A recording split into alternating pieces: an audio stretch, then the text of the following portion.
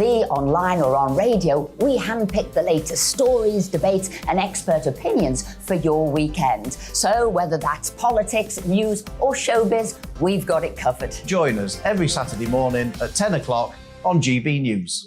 Join my show Farage, 7 p.m. till 8 p.m. Monday through Thursday. And there you will get opinion, analysis, debate, and I'll cover stories that nobody else dares to touch. You've been cancelled. Join the club. Oh, my goodness me. And then for the last 15 minutes, talking pints. We're over a drink. We have a civilised conversation with someone. We very often disagree, but we do it in a grown-up way. Come and join me on Farage.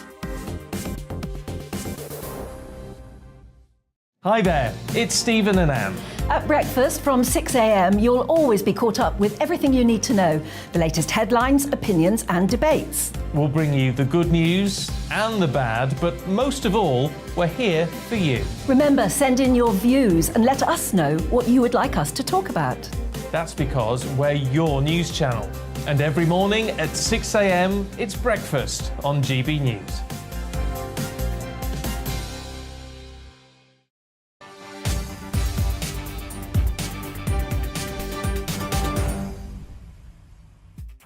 Welcome to GB News Live with me, Patrick Christys, here until 6 o'clock. And you know what? I'm sick and tired of all this doom-mongering and all this chaos, fake outrage. I feel like we're living in clown world. So on that note, coming up, we've got economic uncertainty across the UK. The pound takes another slump this afternoon. The Bank of England has taken emergency action to prevent what they call material risk to UK financial stability. The move will pile further pressure on Liz Truss and Kwasi Kwarteng to defend this vision for the economy that has basically sparked markets and shocked most mainstream economists. But are we missing the big issue? I certainly think we are. Is this just big globalist corporations trying to keep us trapped within their economic grasp? And what about the giant elephant in the room? Lockdowns. How much did they cost us? Upwards of 250 billion quid. I don't remember the Labour Party saying that was financially irresponsible, do you? In fact, they wanted longer lockdowns as well. Talking of lockdowns, more fear being pumped into our veins by the mainstream medical community. A twindemic now, ladies and gentlemen. I raised this utter madness weeks ago, but here we are yet again. Officials at the UK Health Security Agency, a warning of a double hit from COVID and flu as the winter months draw in, claiming our levels of natural immunity will be lower this year. That's a shock, isn't it? They want you to get jabbed, then jabbed again, and then jabbed again, unrelenting jabs. Or maybe, I'll tell you what, people, we could give Big Pharma a load of money to give us 2-in-1 jabs. I'll ask Lucy Johnson, the Health and Social Affairs editor at the Sunday Express, whether we're really in for double trouble. And as if that wasn't enough for you, prisons look less like Butlins and more like a 4-star hotel from where I'm sitting, as it's emerged that one of Stephen Lawrence's killers reportedly sent selfies of himself in his cell. Has he got a fancy designer watch on there as well? Xboxes in prisons, rampant drug use. What on earth is going on? Prison should be punishment and not a holiday. But before we get stuck into all of that, including what's going on with Nord Stream 2, and there's a few theories of that knocking about, but here's your latest news.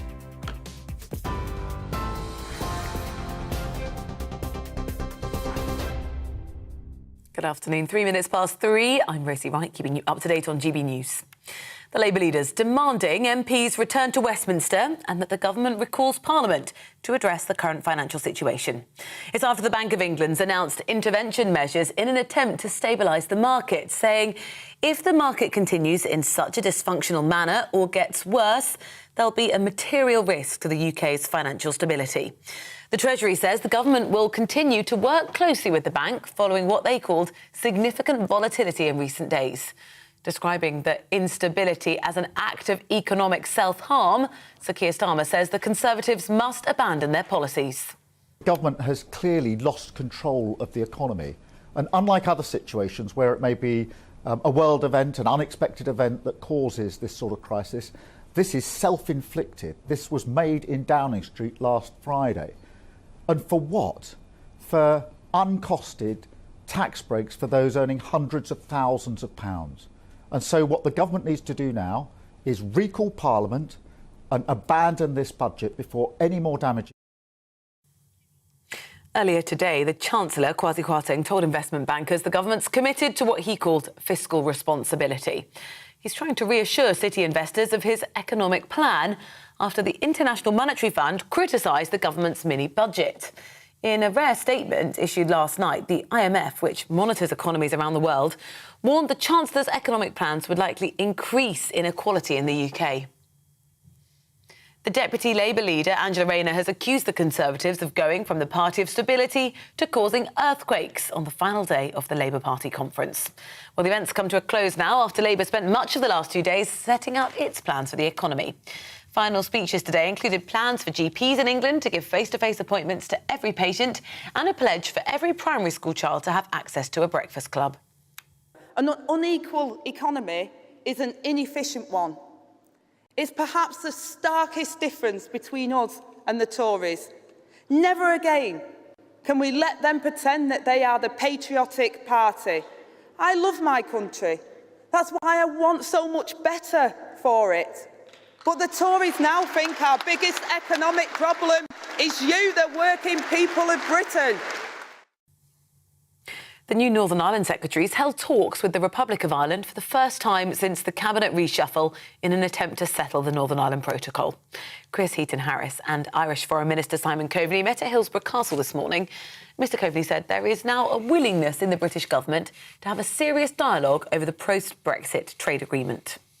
The focus of our discussions really has been to rebuild a partnership approach that really has been the foundation of the peace agreement that happened nearly 25 years ago, where when there are difficulties and problems, the two governments, through the Secretary of State for Northern Ireland and the Irish Foreign Minister, work together to try to put compromises in place that parties can live with. I believe it is absolutely doable for us to get that work done.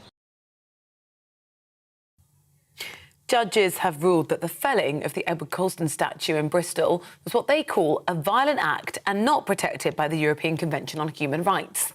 The statue of a slave trader was felled during a Black Lives Matter protest in June 2020.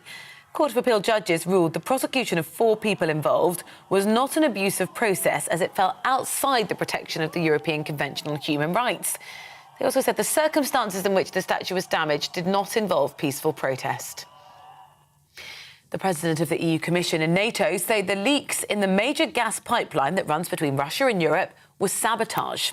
Ursula von der Leyen also said any deliberate disruption of active European energy infrastructure would be unacceptable and would lead to the strongest possible response.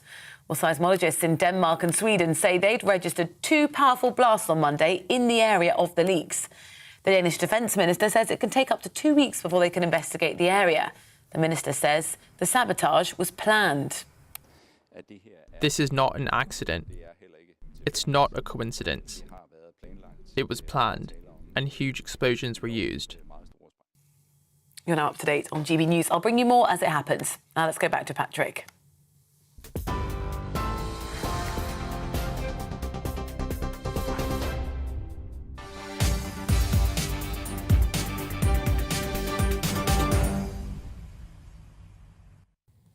OK, people, how skint do you feel? The pound is falling, slumping by nearly 1.6% against the US dollar following announcements that the Bank of England will intervene in markets. And it's definitely been a bad day for the new Chancellor, starting this morning with the Monetary Fund Committee, the White House and the Labour leader criticising the UK government's fiscal plans, although a little bit rich from Sir Keir Starmer, if you ask me. He basically said that the Chancellor's fiscal plans earlier were... The move by the Bank of England is very serious, and I think many people will now be extremely worried about their mortgage, about prices going up, and now about their pensions. The government has clearly lost control of the economy, and unlike other situations where it may be a world event, an unexpected event that causes this sort of crisis, this is self-inflicted. This was made in Downing Street last Friday. And for what? For uncosted tax breaks for those earning hundreds of thousands of pounds. And so what the government needs to do now is recall Parliament and abandon this budget before any more damage is done. Yes, OK, all right. Nothing there, of course, about the unrelenting cost of lockdowns that Labour wanted to see more of and for longer and harder. Let's cross over now to GB News' economics and business editor Liam Halligan, who joins us from outside the Terrordrome, the Bank of England in the city. Liam, what's the latest? Well, the latest, Patrick, is that after taking emergency measures, not emergency interest rate rises, which some people are calling for, but tweaking the bond market, if you like, trying to make it more attractive for investors to buy UK government debt. The Bank of England's taken that step. It is an unusual step. It's outside of its normal schedule of meetings, so it is an emergency measure. It's a relatively minor emergency measure, but an emergency measure nonetheless.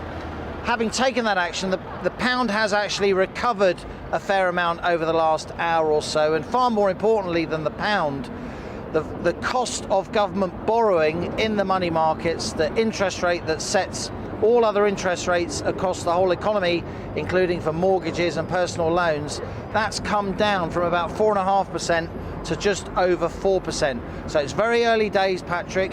You're right to say that this is worrying for GB News viewers and listeners at home and elsewhere. It is worrying. It is an emergency measure. But for now, at least, early days, this emergency measure by the Bank of England seems to be calming the markets, not just the currency market, but that all-important market for government debt, which, as I say, sets interest rates that ripple out across the rest of the economy. Liam, thank you very much. He'll be bringing us up to date on all the developments from outside the Bank of England throughout the course of this show. But I don't know about you, ladies and gentlemen, every single time you turn on the TV or you turn on your radio as you're driving around or you watch things online, it's all misery, it's all deep, deep criticism, it's all rich versus poor, it's all evil Tories and good, kind-hearted Labour. But I wanted to cut through the noise, and who best to do that than a representative from the Institute for Economic Affairs. They were calling fiscal vision similar to that announced by Liz Truss. Not exactly the same, but quite similar. And Harrison Griffiths joins me now. He's the communications officer there. Thank you very much, Harrison. Great to have you on the show. Look, I want you to try and maybe just talk up a little bit about what the government has done. The other side of it has been given by the likes of the IMF, the Bank of England, anyone on the left. Actually, is this as bad as it may be put across? Or, frankly, is this a massive overreaction? Yeah, I think the IMF statement this morning was a colossal overreaction and definitely went far beyond its mandate.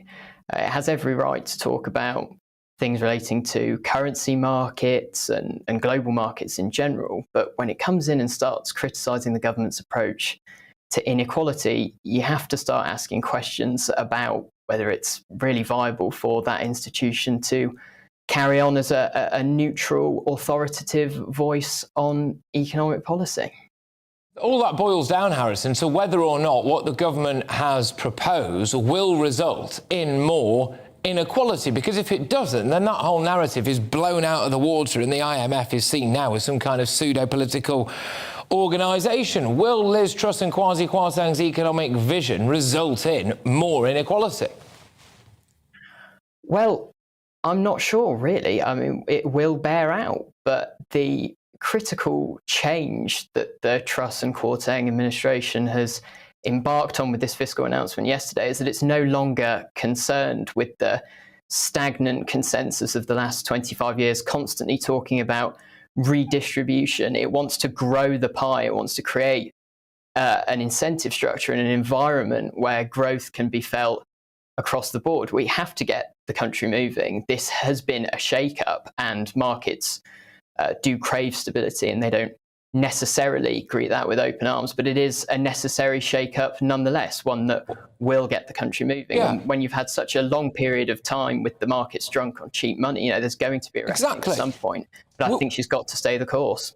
We are stagnant. We have been stagnant. I mean, Lord Frost came out and said that the IMF has been consistently conventional, essentially perpetuating slow growth and low productivity. And I'm starting to wonder whether or not this has just been a case of maybe poor optics from the Conservative Party, badly worded rhetoric, and actually they've been allowed to wander headfirst into a situation where they can be accused of maybe not caring about inequality, not caring about the poor, not caring about morality. I mean, the fact is that we do need to get this country moving. Do you feel as though the likes of the IMF and, dare I say it, some people on the left are just afraid of unleashing Britain because they don't back us? Yeah, I mean, that's quite possible, that they are just fundamentally wrong on the direction that this country's economic policy needs to take. We do, as you say, need to unlock that growth and potential that is currently stymied by overburdensome regulations, our atrocious planning system, and our tax system. The fiscal announcement the other day was sort of only the first step moving forward. It is important now that the government is very clear on the reforms to the supply side of the economy, particularly when it comes to housing and regulations and the finance industry, to make it clear to markets that there is a real plan for growth going forward. But this is, as I say, a shake-up and a necessary one. Well, I was at Labour Party conference for a couple of days. Bit dull, to be honest with you. I spent most of it sat opposite a tractor at a stall at the NFU. But apart from all of that, I listened to Keir Starmer, Sir Keir Starmer. Doesn't like to be called Sir, by the way, because it does make him sound less working class. But his father was a toolmaker. There's a joke in there somewhere, but I won't make it. He was there saying that now they're the party of fiscal responsibility. And then I just heard him throw up word salad about the economy. Not any bit of it costed. Some of it, in fact, if you just look at it, potentially going to cost more, right? More expensive to the taxpayer, price cap on energy. Oh, we're also going to do things like reverse the tax cuts for the top earners and use that to fund the NHS. That absolutely doesn't add up. And now as well, we're going to nationalise a bit of the energy sector, which I think might mean that Ed Miliband is now in charge of whether or not my lights come on. I wouldn't particularly like that. I mean, the fact is Labour haven't really operated in any way that's more fiscally calculated or responsible or fully costed, have they? But we're not hearing that from a lot of the media. Yeah, I mean, we on the free market side have been very clear about our opposition to the big state approach that Conservative governments, coalition governments and Labour governments have been taking over the last 25 years. But for the Labour Party to come in now and sort of on the opposition side in general, it's not even just the Labour Party, to say that they are the party of fiscal responsibility when they are committing to yet more spending, when they have supported the biggest section of this uncosted borrowing that the market is responding poorly to, which is the energy price guarantee, which could run up to 100 to 200 billion pounds over the next 5 years. You know, it sort of begs belief, really. And as you say, the country resoundingly rejected Ed Miliband to be the Prime Minister in 2015. I'm not entirely sure they want him or any politicians or bureaucrats being in charge of whether their lights come on and whether their showers run hot water.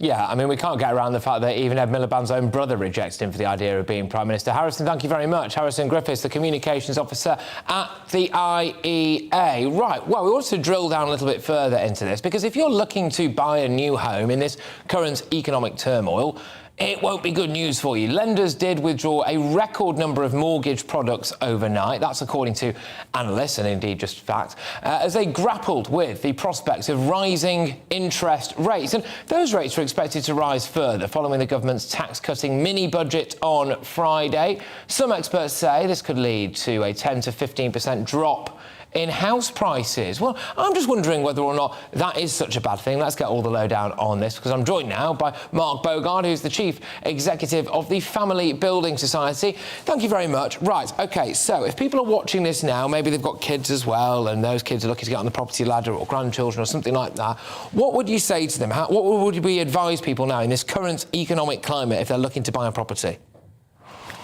You need to think very carefully about it, and most people don't like renting. They'd much rather buy. You can't afford to rent these days either. So, but you're getting to a place now where mortgage payments and rental payments are probably pretty similar, whereas mortgage payments are often less than the rent. I don't know what will happen to the housing market, but a bomb went off on Friday, and we'll just have to see what the... But is there something in this now? I've been talking quite a bit already about this, about everybody just trying to calm down a little bit. A bomb went off, but actually, if people just weather this and everyone stops panicking, will everything be all right? So things need to settle. Even what the Bank of England did this morning has reduced rates by about 0.5%, as Liam was saying just before. So the thing needs to settle down. Markets often overreact, so they go too far, then they come back a bit, and that may happen both with sterling and interest rates. But if you keep spending money you don't have, at some point the people who are lending it to you will charge you more, and that's all that's happening. Who's making money out of this? Whenever there's some kind of crisis, there's always a section of people who are doing rather well. Who are they? So people who've shorted sterling or bet on interest rate rises will have made a lot of money. But there was two stages in this last week. So on Thursday, the Bank of England met. The market was mostly expecting rates to go up by 3/4. It didn't. So they were disappointed. Some people will have probably lost money on the back of that. Then Friday happened, and you're in a completely different situation. OK. Do you genuinely think everything's going to be all right, though? I think things by next spring may get a bit better, because energy prices may start coming down. Yeah. Originally, the markets were expecting interest rates to start going down next spring. That has definitely been postponed.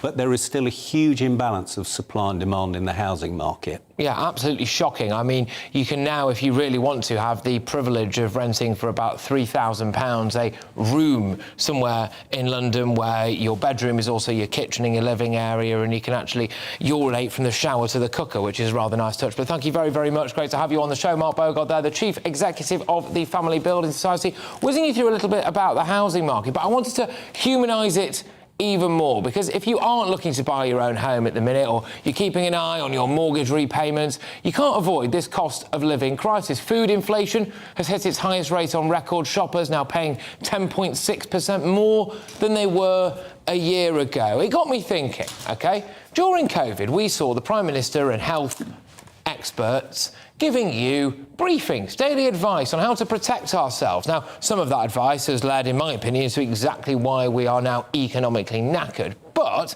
should they be doing something similar but better during this cost of living crisis? How can you save money? Normal people, how can you cut back on your bills? How can you make sure that you've got enough money to cope with these rising costs? So I thought, OK, screw the government advisors. I'll do it myself right here on GB News Live. And Sue Haywood, who's a personal finance and consumer expert, joins me now. I say do it myself. Sue, I'm going to do it through the medium of you, if that's OK. I've got you here for a cost of living briefing to give us your top tips on how you can save money on your weekly food shop. If the weekly food shop is anything like mine, it's absolutely massive. I love to eat. It's one of the few pleasures left in life these days. But how can people save money? Well, there's several things you can do. I mean, the first thing I would say, which is really, really simple, there's a brilliant website called trolley.co.uk.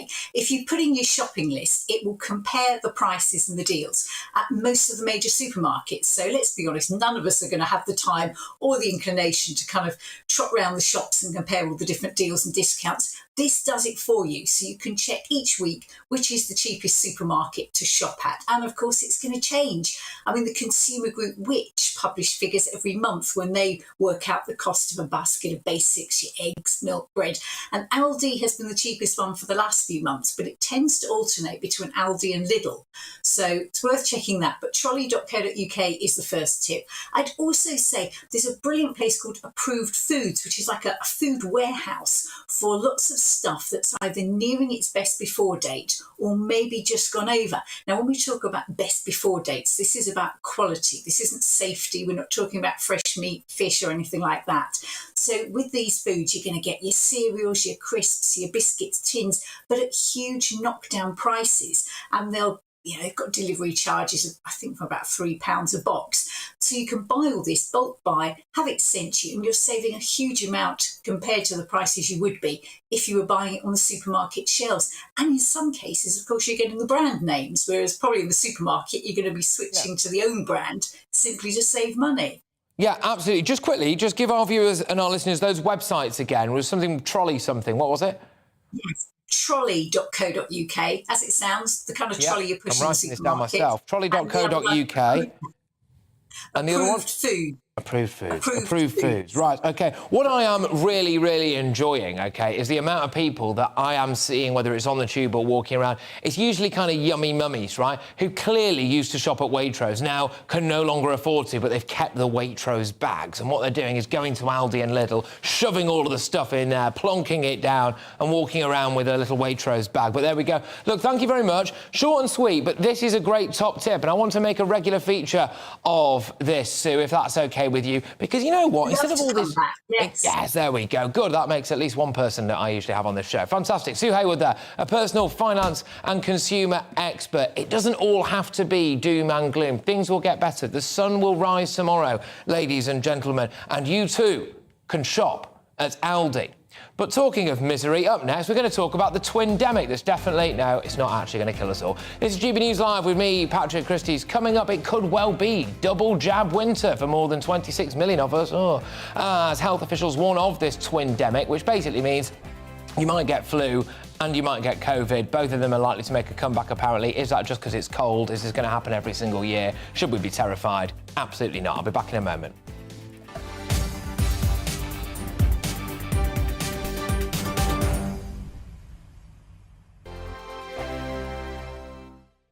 We are GB News. And we'd like to say thank you To each and every one of you. for helping our great nation find its voice. We're absolutely everywhere. across England, Scotland, Wales and Northern Ireland. On TV, On radio, and online. we're proud to be The People's Channel, Britain's news channel.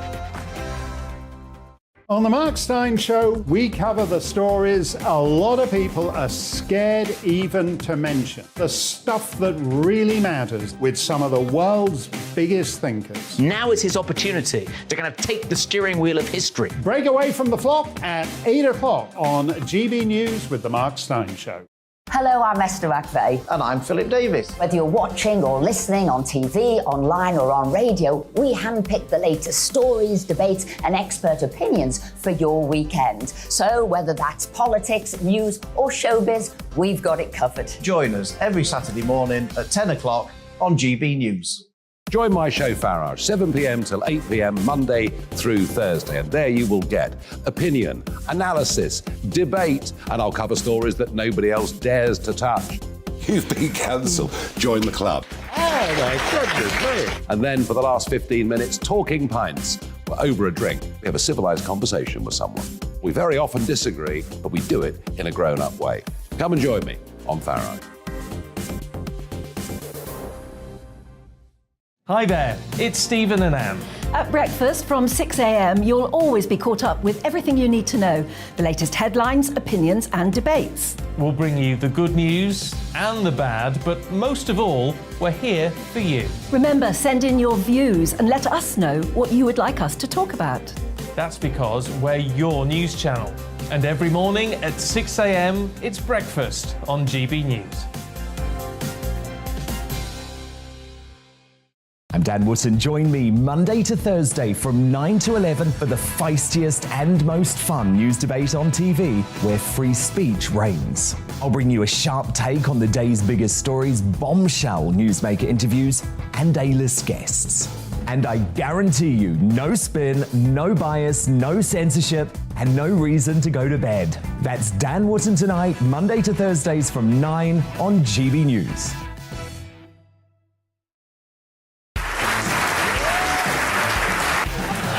My name is Andrew Doyle. Join me every Sunday evening at 7 p.m. for Free Speech Nation. This is a show where we address current affairs and news stories of the week with the help of two wonderful comedian panellists. I brought in comics because I want to give it a lighter edge, and also they work for less. See you there.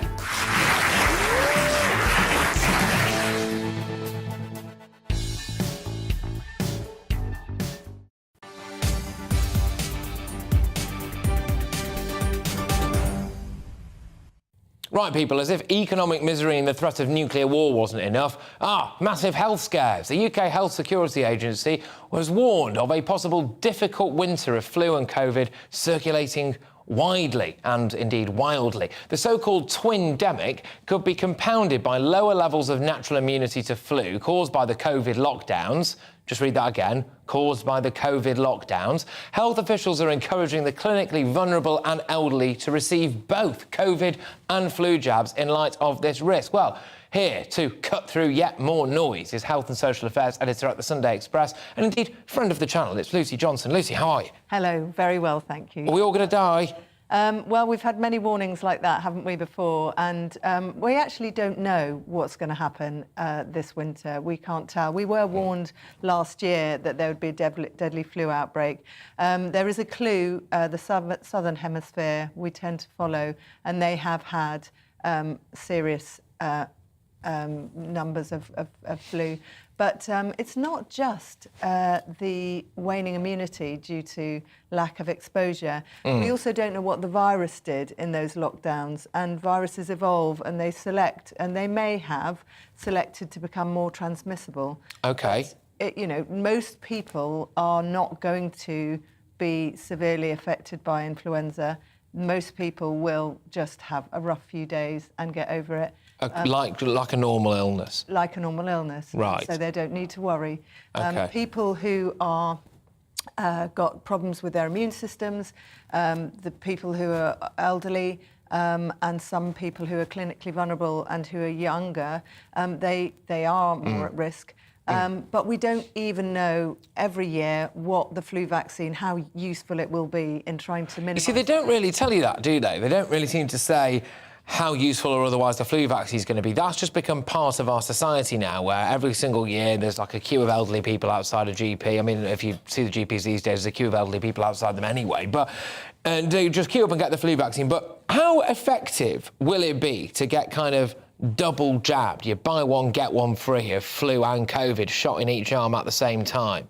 Well, I think, you notice Denmark's actually banned COVID vaccines for under 50s. So I think for COVID, for certain groups, no vaccine is all bad or all good, but for people who are under 50, most people have had COVID now. Most people have good natural immunity, and they've had the vaccine as well. So I don't know how much that's helping people, and the harms and risks with the COVID vaccine are slightly different. The flu vaccine isn't associated with severe harm, you can feel rough, but we don't know until we get it, and it's a race against the evolution of the virus. We don't know what circulating strain we've got, and we can never ever completely match it. I think some years, we really don't get it right, and we get a lot of deaths. Well, this is it. So I think you've kind of taken the next question out of my mouth there, really, which is, OK, I'm very, very jaded, as I think a lot of our viewers and our listeners and people in the country are, by the level of fear-mongering. I mean, this news agenda today alone is the perfect microcosm of that. We've got economic disaster. If your house doesn't blow up in a nuclear holocaust, you might not be able to buy it anyway, so it doesn't really matter. Are we going to have a twin-demic? There's something else about gas exploding in the sea that we're doing later for you lucky people. But seriously, do we get fed fear from medical experts too often, in your opinion? Are we, under all likelihood, just going to have a normal winter when it comes to flu and now COVID?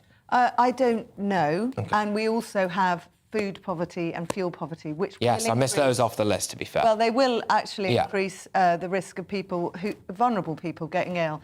But we don't know what's going to happen, and you do always get the professional worriers out, don't you? And they've been doing it throughout the pandemic, and hyping up the threats of things, which actually is not relevant to every single person. So, the headlines, I'm a journalist as well, and, it makes a good headline, and it's, frightening, and it sells more newspapers. But actually, flu will come and it will go. It will pass. We have more problems than that, although obviously it is severe for people who are vulnerable to it. This too shall pass. Thank you very, very much, Lucy. Great to have you on the channel yet again. Lucy Johnson there, the Health and Social Affairs editor at the Sunday Express. What do you make of this? Will you be getting double jabbed or triple jabbed, or however many jabs that you can shake a stick at? This is GB News Live with me, Patrick Christys, on your TV, radio and online. I've got loads more coming up your way, as well as one of Stephen Lawrence's killers reportedly sent selfies of himself in his cell to friends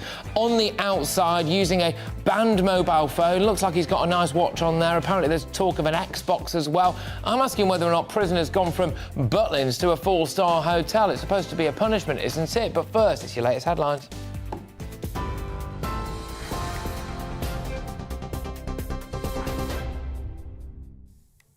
Good afternoon, 3:33. I'm Rosie Wright, here to keep you up to date on GB News. The Labour leaders demanding MPs return to Westminster and recall the government to address the current financial situation. It's after the Bank of England has announced intervention measures in an attempt to stabilise the market, saying if it continues in such a dysfunctional manner or gets worse, there'll be a material risk to the UK's financial stability. The Treasury says the government will continue to work closely with the bank following what they called significant volatility in recent days. Describing the instability as an act of economic self-harm, Sir Keir Starmer says the Conservatives must now abandon their policies. The government has clearly lost control of the economy. And unlike other situations where it may be a world event, an unexpected event that causes this sort of crisis, this is self-inflicted. This was made in Downing Street last Friday. And for what? For uncosted tax breaks for those earning hundreds of thousands of pounds. And so what the government needs to do now is recall Parliament and abandon this budget before any more damage. Earlier today, the Chancellor told investment bankers the government's committed to what he called fiscal responsibility. Kwasi Kwarteng is trying to reassure city investors of the fifth economic plan after the International Monetary Fund criticised the government's budget. In a rare statement issued last night, the IMF, who monitor economies around the world, warned the Chancellor's economic plans would likely increase inequality in the UK. The Deputy Labour leader, Angela Rayner, has accused the Conservatives of not caring about the working classes in her closing speech at the party conference. Well, the event has now come to a finish after Labour spent much of the last 2 days spelling out their plans for the UK's economy. Well, the final speeches today included plans for GPs in England to give face-to-face appointments to every patient and a pledge for every primary school child to have access to a breakfast club. We're on your TV, online and DAB+ radio. This is GB News.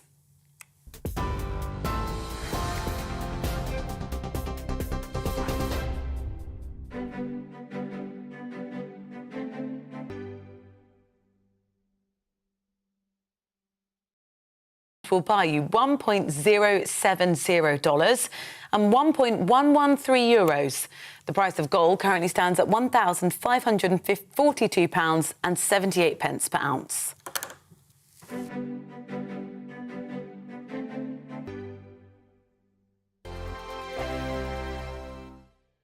We are GB News. And we'd like to say thank you To each and every one of you. for helping our great nation. Find its voice. We're absolutely everywhere. Across England, Scotland, Wales, and Northern Ireland. On TV, on radio, And online. we're proud to be The People's Channel. Britain's news channel.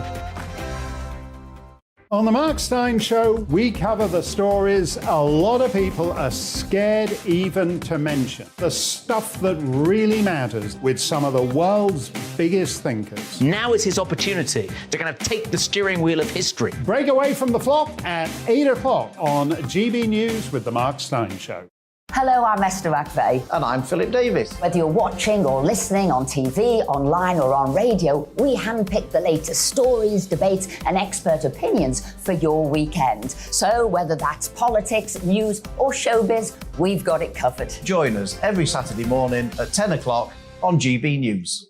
Join my show Farage, 7 p.m. till 8 p.m. Monday through Thursday, and there you will get opinion, analysis, debate, and I'll cover stories that nobody else dares to touch. You've been cancelled. Join the club. Oh, my goodness me. And then for the last 15 minutes, talking pints. We're over a drink. We have a civilised conversation with someone. We very often disagree, but we do it in a grown-up way. Come and join me on Farage. Hi there, it's Stephen and Anne. At breakfast from 6 a.m, you'll always be caught up with everything you need to know, the latest headlines, opinions and debates. We'll bring you the good news and the bad, but most of all, we're here for you. Remember, send in your views and let us know what you would like us to talk about. That's because we're your news channel. And every morning at 6 a.m, it's breakfast on GB News.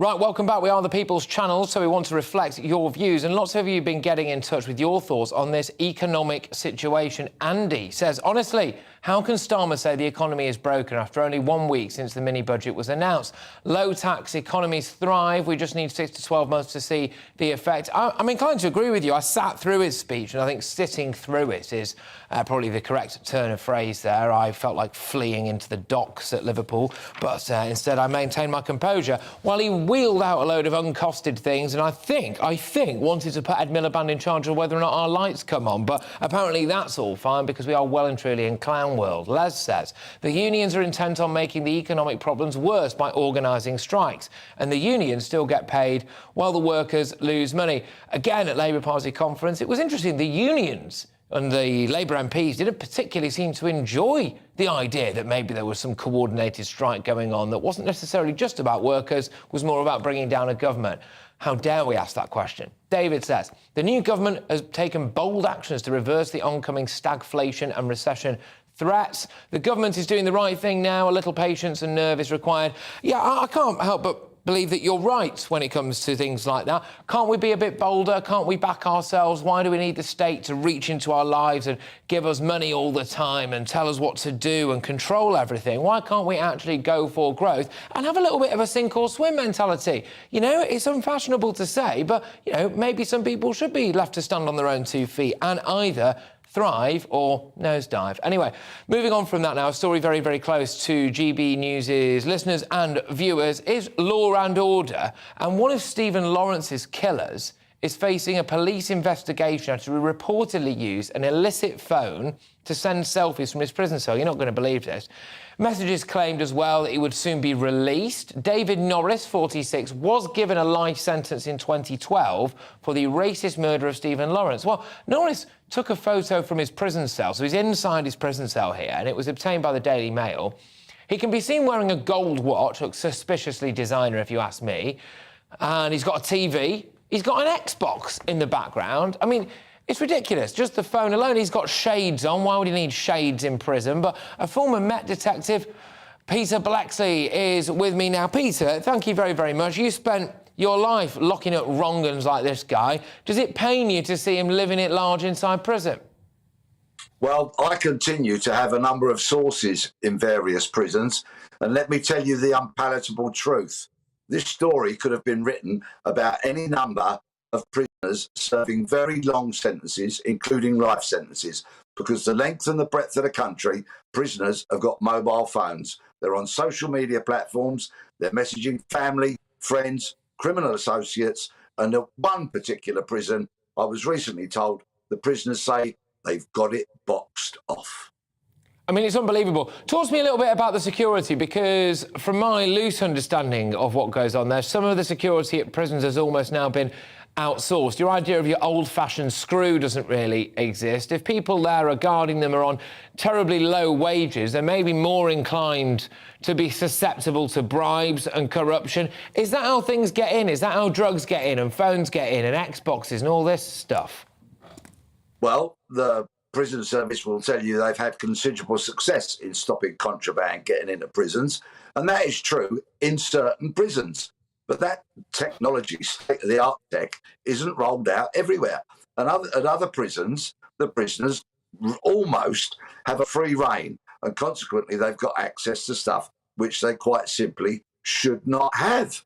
And of course, low-paid prison staff want to go home unharmed at the end of a shift.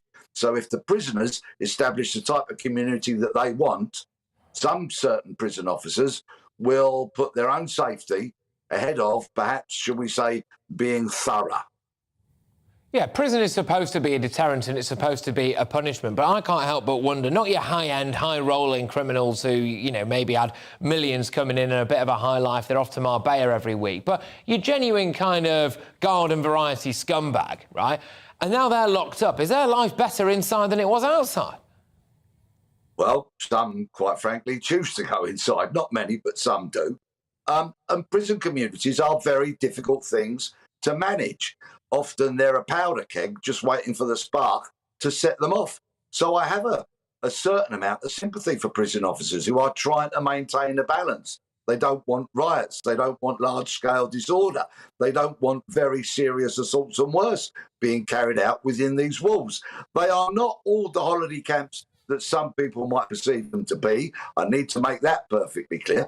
But of course, punishment without rehabilitation is a bit of a waste of time. When it comes to smartphones, I would like to see prisoners who have complied, who've toed the line, confronted their wrongdoing, and are coming towards the end of their lengthy sentences, perhaps being rewarded in the last year or two by having authorised access to one.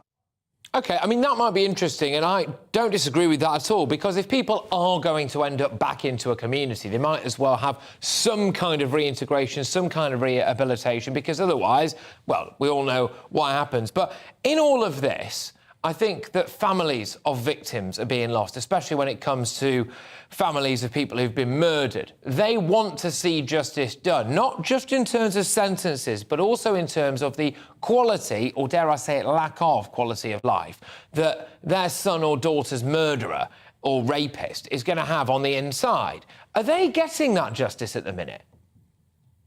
I think you raise an extremely important point, because I, of course, during the course of my writing, research and investigating, have spent a lot of time with those who have lost a loved one to murder. And it is absolutely true that the people that serve the real life sentence are the mums, the dads, the siblings, the great friends and other relatives of murder victims. They have a sentence that never, ever goes away. And they might rightfully be appalled if they see the person who's killed their loved one enjoying conditions that they think are far too luxurious and lenient. And, of course, they might want to see more stringent conditions put in place.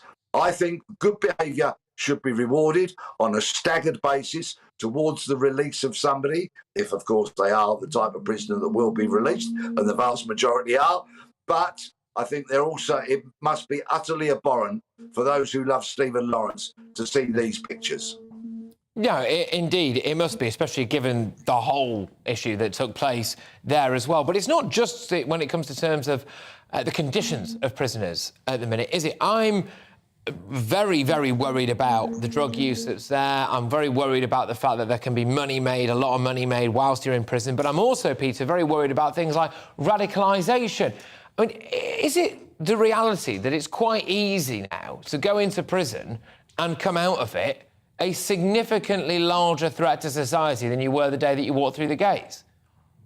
Yes, particularly if you're serving a shorter sentence, because in my experience, the prisoners that do get rehabilitated are the ones who may serve 2 or 3 decades behind bars and have a lot of time to confront their wrongdoing, the damage that they've done to society, and really work hard on themselves to change their attitudes, to change their beliefs, and fundamentally change themselves. However, let me tell you an unpalatable story again, if I may. There is a gang in prison called the Piranhas, and these are very serious criminals serving long jail terms. Their sole motivation in life is to have conflict with the Muslim prisoners. This is where I have sympathy for the prison staff, because they are absolutely sitting on violence that is waiting to happen.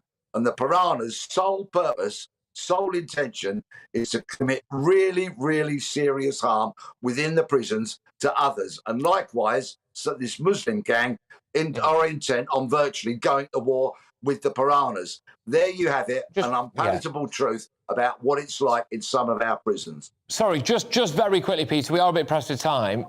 You've made it sound there like there's a race war going on inside our prison system. Well, I think it's a faith war, most definitely. Whether race is involved, I couldn't say, but certainly faith, yes. Interesting stuff, Peter. Well, I'll have to get you back on to talk about that in more detail, actually. I think that might well be a topic for tomorrow for us to get stuck into. I enjoyed that. Planning tomorrow's show today. There we go. Former Met Detective Peter Blexley. Interesting stuff, that. I tell you what, a lot came out of that interview, didn't it? But we're going to move away now, go slightly further afield than Pentonville. Voting in 4 Russian-held parts of Ukraine ended yesterday. So these are these referenda that took place in Russian-held Ukrainian territories. Can you guess by what percentage they decided to to become part of Russia. Yes, I know it's absolutely shocking. I'll give you a couple of seconds to get your guesses coming in. But what percentage do you think that in these completely above-board referenda that took place in various different Russian-held parts of Ukraine, they decided to actually become a full-time part of Russia? Indications have grown. Moscow intends to annex this territory. Now, the votes that took place in Donetsk, Luhansk, Kherson and Zaporizhia, which I'm yet to be able to pronounce without sounding like I've had a drink or two, Zaporizhia, have been denounced as a sham by Ukraine's government as well as Western allies. So up to 4 million people were asked to vote in the regions. They make up 15% of Ukraine's territory. And in other news as well, Ukraine has accused Russia of a terrorist attack after 2 major gas leaks appeared from the Nord Stream pipeline. The EU has said that the leaks were caused by sabotage, but they've not directly accused Russia. And I'll just say the figure that I've heard here, there's a couple of different ones in case you were wondering, something like a 96% success rate for people who wanted apparently to become part of Russia, which appears to be staggering. There you go. But anyway, let's talk to Robert Clark now, who's the Director of Defence and Security Unit at Civitas. Thank you very much. Great to have you back on the show, Robert. First and foremost, let's talk about some of these referenda, because we picked it early on here at GB News, where we said this is what Putin's going to try and do. Putin's going to try and annex these places, make it look as though the people there want to become part of Russia, say that they are part of Russia, and then use that to justify any kind of further escalation of violence by saying that these areas have been attacked by foreign forces. It's an infringement onto Russia's sovereign territory. Is this exactly what's happening now? Good afternoon, Patrick. Yes, absolutely. That's precisely what's happening. It's a rerun, in effect, of what we saw in Crimea 8 years ago in 2014, where Russia illegally invaded sovereign lands of Ukraine, held sham referendum, which held no legitimacy outside of Russia, still coincidentally not recognised by any other country, including Belarus and China, and then use the ground for its own military purposes. We can see the militarisation of the Crimea in terms of the air bases and the naval bases for the Black Sea. Now, obviously, they won't be used to the same extent in eastern Ukraine following these sham referendum, but the playbook is largely the same, yes. OK, all right. And what would it take, do you think, for Putin to use this as an excuse to, go nuclear or certainly go a lot larger? Because once you've got this territory, which is in a very disputed part of the world, does it just take one shot fired across there, potentially even by somebody who looks especially like they might be part of the Russian military, to then explode this powder keg? I mean, that's the worry, isn't it? The worry is obviously now with the expected result that Putin will announce these are territorial Russian land. Therefore, any sort of aggression against them will result in escalation up to and including the nuclear threshold. Regarding the nuclear question, if I can just address this, it's incredibly important. Russia has no interest in escalating to a nuclear level, even at the tactical level. These areas of, if they become newly incorporated into the Russian mainland. He uses the Russian nuclear escalation and the doctrine behind nuclear warfare specifically for NATO and regarding the language against, this is a war against NATO forces. Really, we can see no real escalation in that. The rhetoric will remain the same. And ultimately, there's very little actual credibility behind Putin in particular, his nuclear narratives and his threat of escalation. Okay. This is highly politicised. All right, good. I need to talk to you about Nord Stream 2, because there's a lot happening here, all right? Gas explosion, it looks like it's been knocked out, as it were.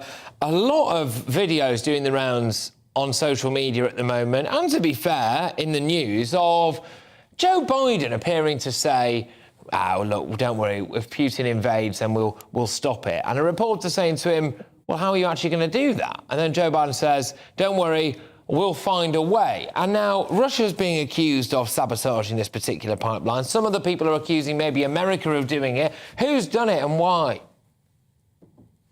Well, I mean, the investigation won't actually be allowed to start for at least another week, whilst all the gas obviously dissipates and the area is safe to investigate.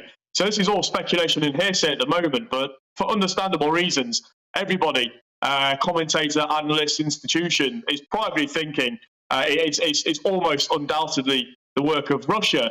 And also, interestingly, this has been in the pipeline, so to speak, for a number of weeks, if not months. This wasn't concocted over the last few days. This has been a very long-term and deliberate operation to sabotage the European gas pipelines. So whilst we all privately suspect it's obviously Russian state-mandated policy and enacted, we won't know certainly for a few weeks yet. I don't think there's any chance, just quickly, that this could be the work of America? Personally, I don't think that. There's very little precedent to suggest that this is the work of anyone else other than Russian saboteurs. They have incredible access into the Baltic Sea, and this obviously risks spreading the war now past Ukraine and into the Baltic nations, the majority of whom are obviously part of NATO. OK, very, very quickly, I'm talking about 30 seconds here. Just how could it spread the war? Do you think? Just give us a very quick thing about how this could spread the conflict.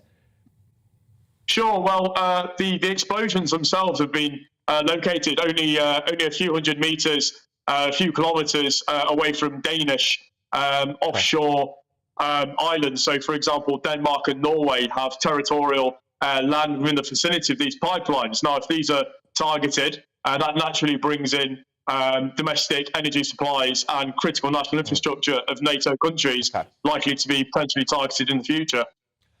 Yeah, Robert, thank you very, very much. Great to have you on the show, as always. Robert Clark there, the Director of Defence and Security Unit at Civitas, a man who knows his onions when it comes to conflict. Right, lots of you have been getting in touch with your thoughts. gbviews@gbnews.uk. This is on the treatment of prisoners, their quality of life. We did a report earlier on there about one of the killers, the murderers of Stephen Lawrence, who's got an Xbox in his cell, it looks like, a designer watch on, he's got a mobile phone, he's even got designer shades and all of this stuff going on.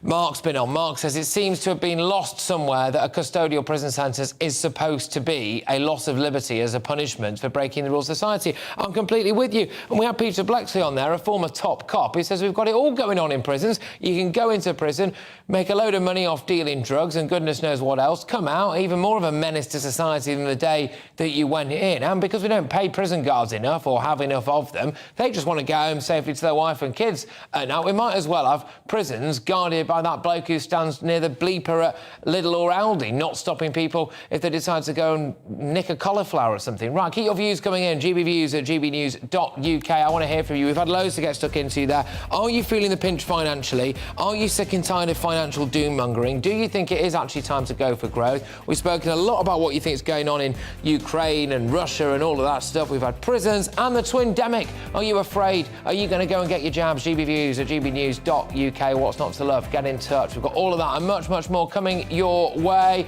But first, it's your weather. Hello, I'm Aidan McGivern from the Met Office. A breezy afternoon out there with rain or showers for many of us, but some brighter spells away from the showers, particularly towards the west.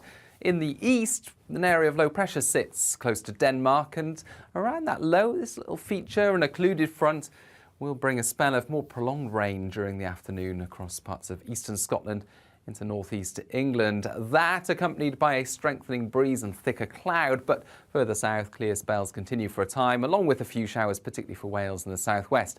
Now, the area of rain and the breeze pushes south overnight into central England, parts of Wales, turns more showery, and to the north and the east with clearing skies.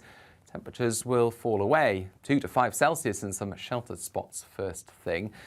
And a few mist and fog patches, especially for the East Midlands, East Anglia, Lincolnshire and Yorkshire. They'll lift, then, actually, it's a brighter afternoon once the early rain clears from the southwest. Still a few showers developing, particularly for parts of northern and eastern England, much of Scotland as well, seeing a few showers. But these will be well scattered, and away from the showers, there will still be some brighter spells, and it'll be a bit warmer. The highest temperature, I think, for Wales and the southwest, where 18 Celsius is possible. Into the evening, clear spells for a time and lighter winds as well, but then the next feature arrives into western Scotland, Northern Ireland by the end of the night. Strengthening wind, outbreaks of rain and a lot of cloud. As a result, it's a milder night, but I think for central and eastern England, with clear spells yet and lighter winds, temperatures again dipping into the mid to low single figures in places and some fog to start off Friday. That fog lifts through the morning as the breeze picks up, and then wet and windy weather into the northwest, gales in exposed spots. That wet and windy weather pushes east across the country during the rest of Friday, followed by rain or showers on Saturday.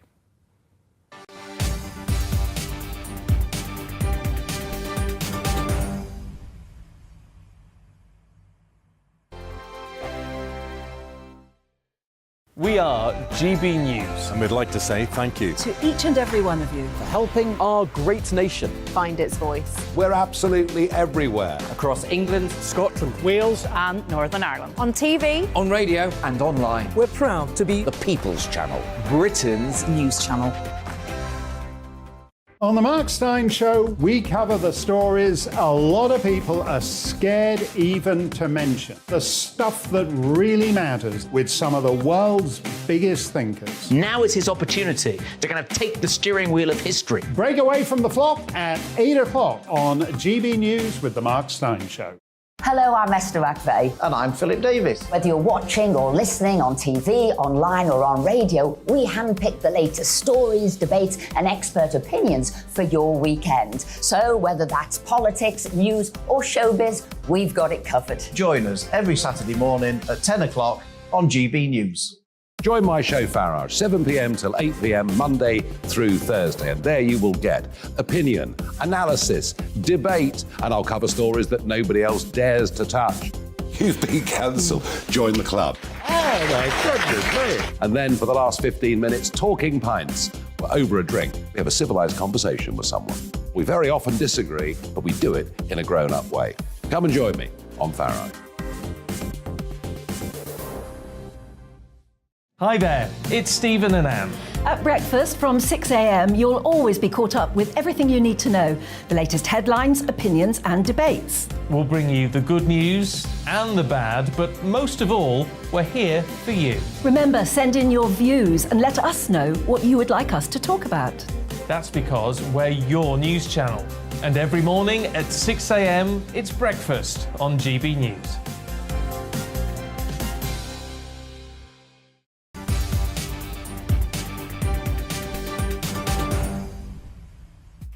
It's just gone 4 o'clock. You're watching GB News Live with me, Patrick Christys. And coming up this hour, Labour leader Sir Keir Starmer has called for the recall of Parliament to address what experts are calling a financial crisis. He urged the government to abandon the mini-budget measures which have triggered the market turmoil. The pound took another slump this afternoon, leading to the Bank of England taking emergency action to prevent what they call a material risk to UK financial stability. But are we actually really in a crisis? Is all of this just fear-mongering, and should economists just keep calm and carry on? Is it big globalist corporations trying to keep us trapped in their economic grasp? More concern as well over the future of the great British boozer. Wetherspoons, the only place where I've ordered some food and then been served it before I've got back to the table, has put 32 pubs across England on the market. The group, which operates around 800 pubs in the UK and Ireland, said it was a commercial decision. But could the traditional institution that is a British pub be at more risk than ever of closure? I certainly hope not. And the EU has said that leaks in 2 major gas pipelines from Russia to Europe were caused by sabotage, but did, crucially, not say exactly who they thought had sabotaged it. The Kremlin spokesman Dmitry Peskov, pesky to his mates, dismissed accusations of sabotage as predictable, stupid and absurd. I won't do the accent. We'll ask, are Russia really trying to cut the West off ahead of the winter months? But before that, here's your latest headlines.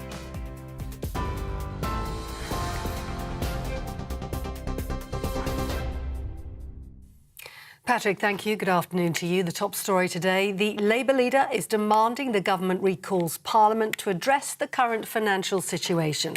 That's after the Bank of England announced intervention measures in an attempt to stabilise the markets. The bank added that if the money jitters continue or get worse, there may well be material risk to the UK's financial stability. The Treasury says the government will continue to work closely with the bank following what they called significant volatility in recent days. Describing the instability as an act of economic self-harm, Sir Keir Starmer said the Conservatives must abandon their policies. The government has clearly lost control of the economy. And unlike other situations where it may be a world event, an unexpected event that causes this sort of crisis, this is self-inflicted. This was made in Downing Street last Friday. And for what? For uncosted tax breaks for those earning hundreds of thousands of pounds. And so what the government needs to do now is recall Parliament and abandon this budget before any more damage. Well, earlier today, the Chancellor Kwasi Kwarteng told investment bankers in the City of London that the government's committed to what he called fiscal responsibility. The Chancellor's trying to reassure city investors of his economic plan after International Monetary Fund criticised the government's mini-budget. In a rare statement issued last night, the IMF, which monitors economies around the world, warned the Chancellor's economic plans would likely increase inequality in the UK. Well, the Deputy Labour leader Angela Rayner has accused the Conservatives of going from the party of stability to causing earthquakes on the final day of their party conference. The Labour conference has come to a close after the party spent much of the last 2 days setting out its plans for the UK economy. Final speeches included plans for GPs in England to give face-to-face appointments to every patient and a pledge for every primary school child to have access to a breakfast club. An unequal economy is an inefficient one. It's perhaps the starkest difference between us and the Tories. Never again can we let them pretend that they are the patriotic party. I love my country. That's why I want so much better for it. But the Tories now think our biggest economic problem is you, the working people of Britain. Now, the new Northern Ireland Secretary has held talks with the Republic of Ireland for the first time since the cabinet reshuffle in an attempt to settle the Northern Ireland Protocol. Chris Heaton-Harris and the Irish Foreign Minister Simon Coveney met at Hillsborough Castle this morning.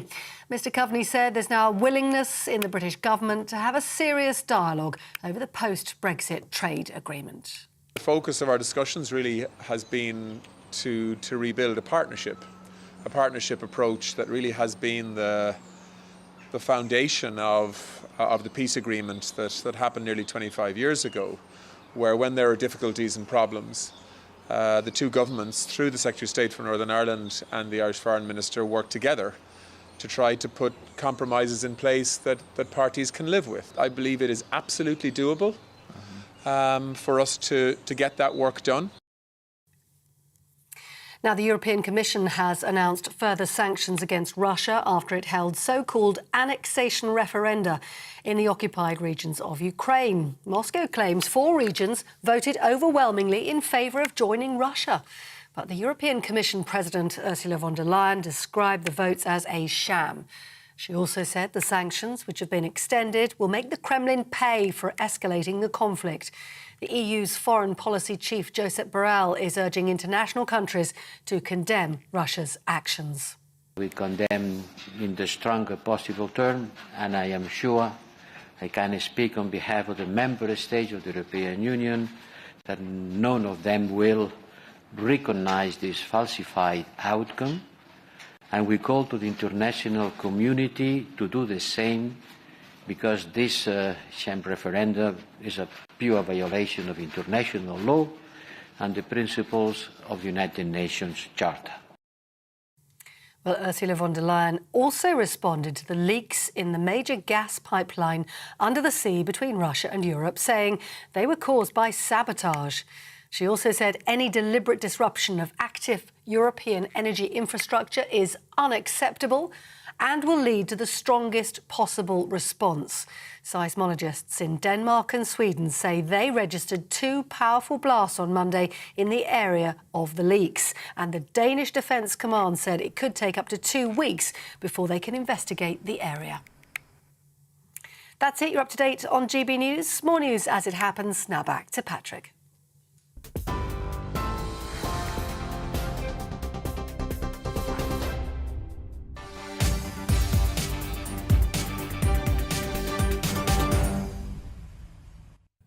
OK, welcome back, everybody. Now, the pound has slumped by nearly 1.6% earlier against the US dollar, following announcements that the Bank of England will intervene in markets, although the dollar is showing some signs of improvement. Bankers have urged UK Chancellor Kwasi Kwarteng to speak before his planned medium-term fiscal statement due on November 23rd. To cut through all of this, let's cross over now to GB News' economics and business editor, Liam Halligan, who joins us from outside the Bank of England. I'm quite surprised it's not on fire in the city. Liam, bring us up to date, please. You say the pound slumped, Patrick, and it did earlier today, but the pound has now fully recovered compared to this time yesterday.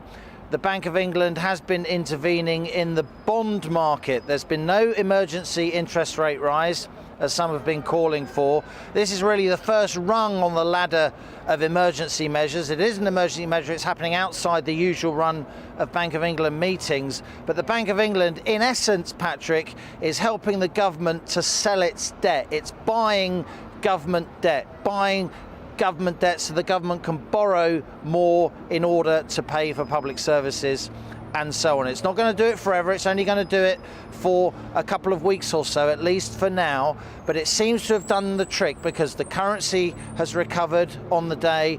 And more importantly, if you've got a mortgage or you've got a personal loan, the so-called 10-year gilt yield has recovered. What does that mean? It means that the market for government debt has now lowered the cost of borrowing for the government from about 4.5% before this Bank of England intervention to now below, in the last few minutes, below 4%. Now that gilt yield, that ripples out across the whole of the rest of the economy. So even though the mortgage providers, they are pushing interest rates up, what the Bank of England has done today has put a cap on that increase in borrowing costs. I'm not saying it will last forever. These are early days in what is clearly a period of financial turmoil, but for now at least, this Bank of England intervention, Patrick, seems to have worked. Well, if the pound falls further, you did mention there that it's risen again like Christ, but if it falls further against the dollar, how will this impact us? The thing about the pound falling against the dollar, I mean, obviously it's more expensive if you want to take your family to Euro Disney to see Mickey Mouse and Donald Duck. But the really important thing, if the pound gets cheaper, all our imports, Patrick, everything we buy from across the world, then gets more expensive. That pushes up inflation in general. And we import quite a lot of stuff in this country. We import a lot of consumer goods, electronics, white goods for the kitchen, and so on. In particular, we import a lot of energy, and that energy is priced in dollars. So if the pound loses value against the dollar, that energy gets more expensive, not least oil.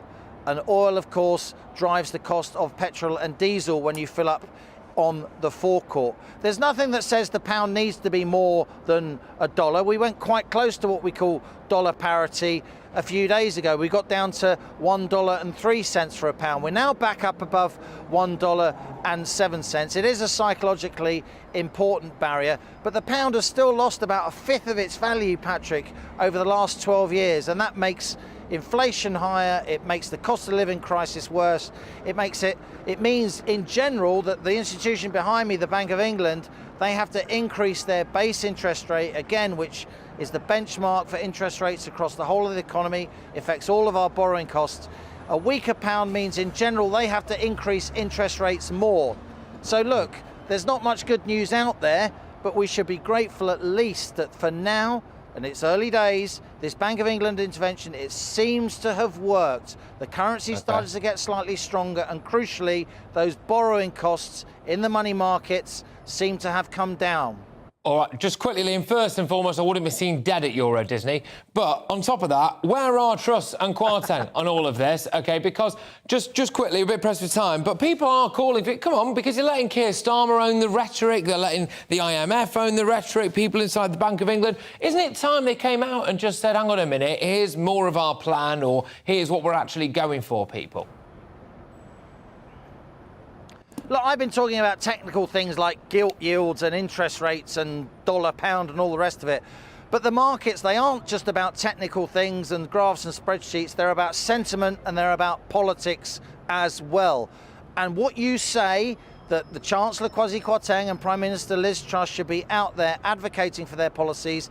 That's something that I've heard from Tories across the parliamentary party. This new government is very, very young, and a lot of Conservatives, while they like the tax cuts, they're alarmed at the level of financial turbulence. They're alarmed that the likes of the International Monetary Fund are giving British government policy making a hard time. They would like to see the government taking the initiative, coming forward with plans to justify these tax cuts, to lay out how and why British growth, the economy, is going to expand. I think we could see that off the back of this intervention in the next few days. Lovely stuff, Liam. Thank you very much. Liam Halligan there, bringing you bang up to date from right outside the Bank of England. But joining me on the show now is Jonathan McMahon, who's the former director of the Bank of Central Ireland.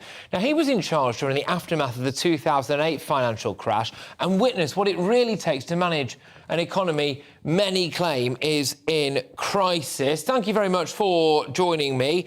Is the government's idea to go for growth actually that bad, or has it just been sold badly? It's been sold badly. I mean, growth, we need growth, right? Growth it creates jobs, it creates prosperity, it creates wealth. And crucially, it allows the government to repay the debts that it's built up during the financial crisis and COVID. So absolutely, we need growth. What's missing, you nailed it a minute ago, I think, in your conversation with Liam. What's missing is just the kind of detail about how we get from the announcement on Friday to that growth. There are some good ideas there on the supply side reform that over time will do precisely what we need, which is to build more houses, have more businesses, create more jobs. But it's the detail which is missing, and it's that detail which has spooked markets.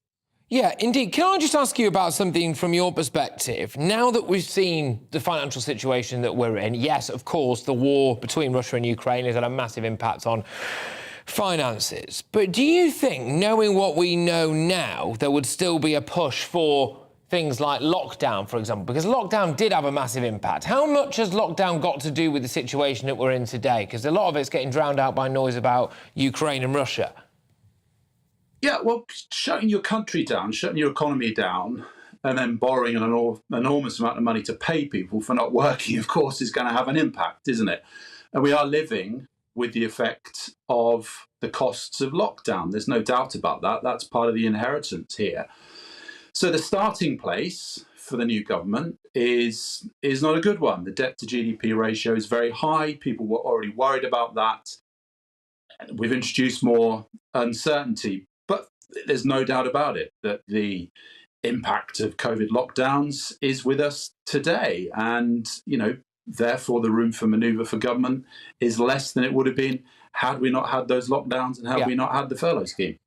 I'm keen to get your view on, because we are in crisis. You were there almost like a nurse for the Irish there to kind of guide them through a financial crisis. One of the options for people at the minute is to get rid of this government and, let's be honest, elect Labour, right? It's the only real proper alternative that we're going to get. We're not suddenly going to go mad for the Greens, are we? And yesterday, Keir Starmer laid out some, as far as I could tell, quite expensive, uncosted measures.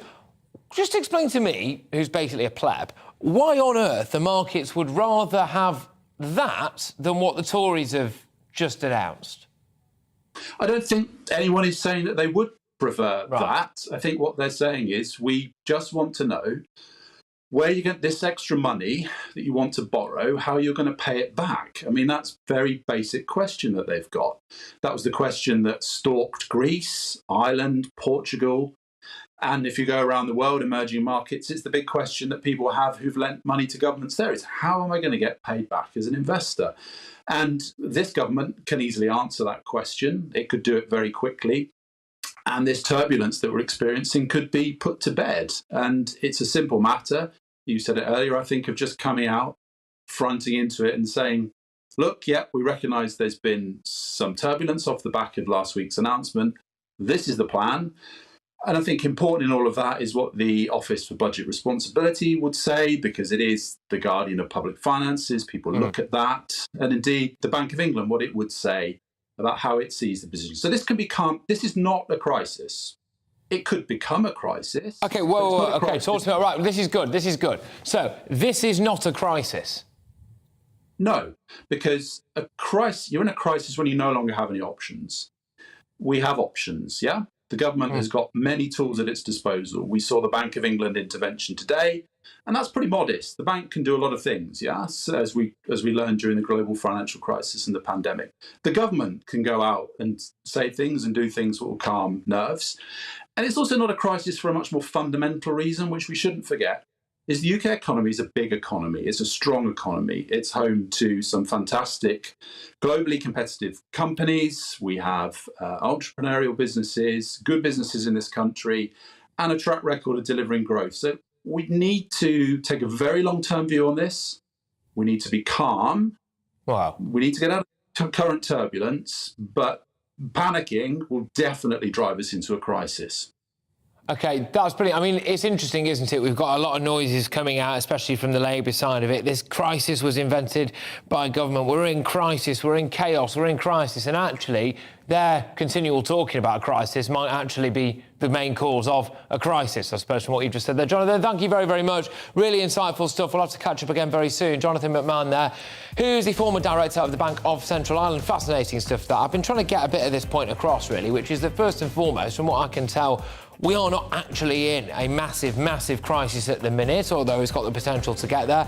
And the alternative is to, from what I can gather, put Ed Miliband in charge of whether or not our lights come on and lob a load of money at stuff without telling us how we're going to pay for it. So, happy days, everybody. GBviews at gbnews.uk. When I come back, I'm going to be talking about the Great British Boozer. That's right. Are we going to lose it? Wetherspoons has put 32 of their pubs across England up for sale. I've had some wonderful experiences in a Wetherspoons, including going to the bar, asking for a meal, hearing the ping of a microwave and that meal being at my table before I got back. You love to see it, but before that, let's take a look at the weather. Hello, I'm Aidan McGivern from the Met Office. A breezy afternoon out there with rain or showers for many of us, but some brighter spells away from the showers, particularly towards the west. In the east, an area of low pressure sits close to Denmark, and around that low, this little feature, an occluded front, will bring a spell of more prolonged rain during the afternoon across parts of eastern Scotland into northeast England. That accompanied by a strengthening breeze and thicker cloud, but further south, clear spells continue for a time, along with a few showers, particularly for Wales and the southwest. Now, the area of rain and the breeze pushes south overnight into central England, parts of Wales, turns more showery, and to the north and the east with clearing skies. Temperatures will fall away, 2 to 5 Celsius in some sheltered spots first thing. And a few mist and fog patches, especially for the East Midlands, East Anglia, Lincolnshire and Yorkshire. They'll lift, then, actually, it's a brighter afternoon once the early rain clears from the southwest. Still a few showers developing, particularly for parts of northern and eastern England, much of Scotland as well, seeing a few showers. But these will be well scattered, and away from the showers, there will still be some brighter spells, and it'll be a bit warmer. The highest temperature, I think, for Wales and the southwest, where 18 Celsius is possible. Into the evening, clear spells for a time and lighter winds as well, but then the next feature arrives into western Scotland, Northern Ireland by the end of the night. Strengthening wind, outbreaks of rain and a lot of cloud.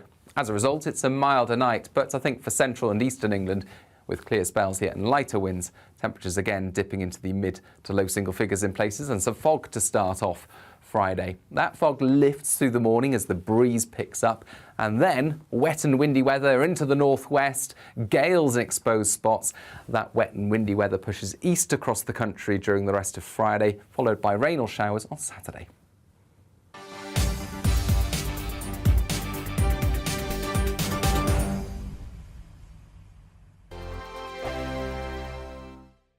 We are GB News. And we'd like to say thank you To each and every one of you. for helping our great nation Find its voice. We're absolutely everywhere. Across England, Scotland, Wales, and Northern Ireland. On TV, On radio, and online. We're proud to be The People's Channel, Britain's news channel.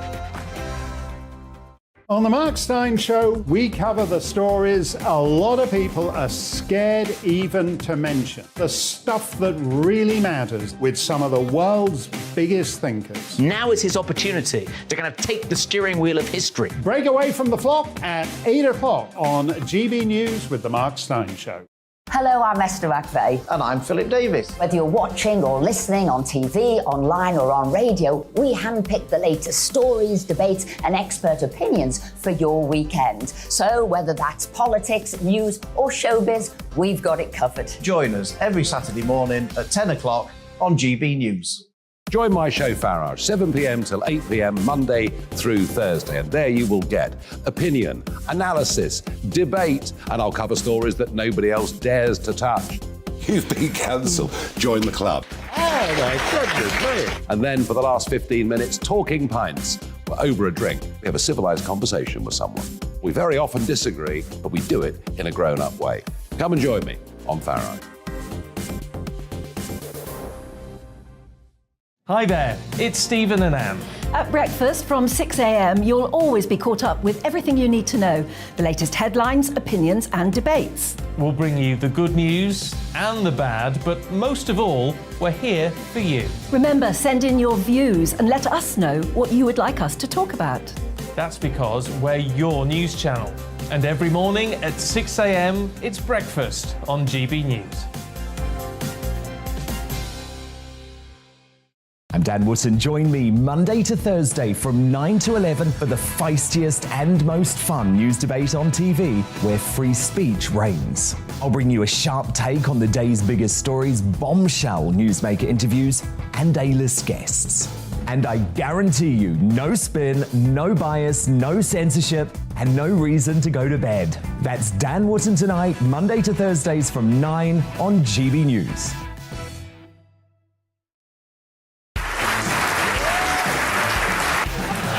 My name is Andrew Doyle. Join me every Sunday evening at 7 p.m. for Free Speech Nation.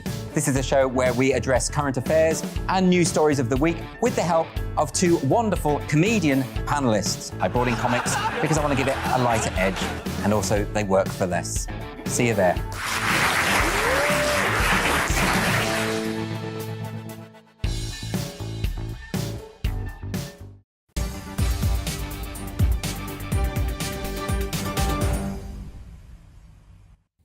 What's your favourite pub? Mine used to be Spoons, but JD Wetherspoon has put 32 of their pubs across England up for sale. So the group that operates it has said that it's a commercial decision, and more than half of the pubs that have been put on the market are in London and the South East. Wetherspoons did warn earlier this year that it could potentially plunge to a loss of around 30 million quid after investing in repairs and raising staff wages, etc. But let's talk now to Clive Watson, who's the founder of the City Pub Group, which runs 42 pubs across the UK. Clive, I've got to be honest with you, there's going to be a lot of very, very upset GB News viewers, because Spoons is one of the few places that you used to be able to go to and, you know, not have to remortgage your house to buy a pint.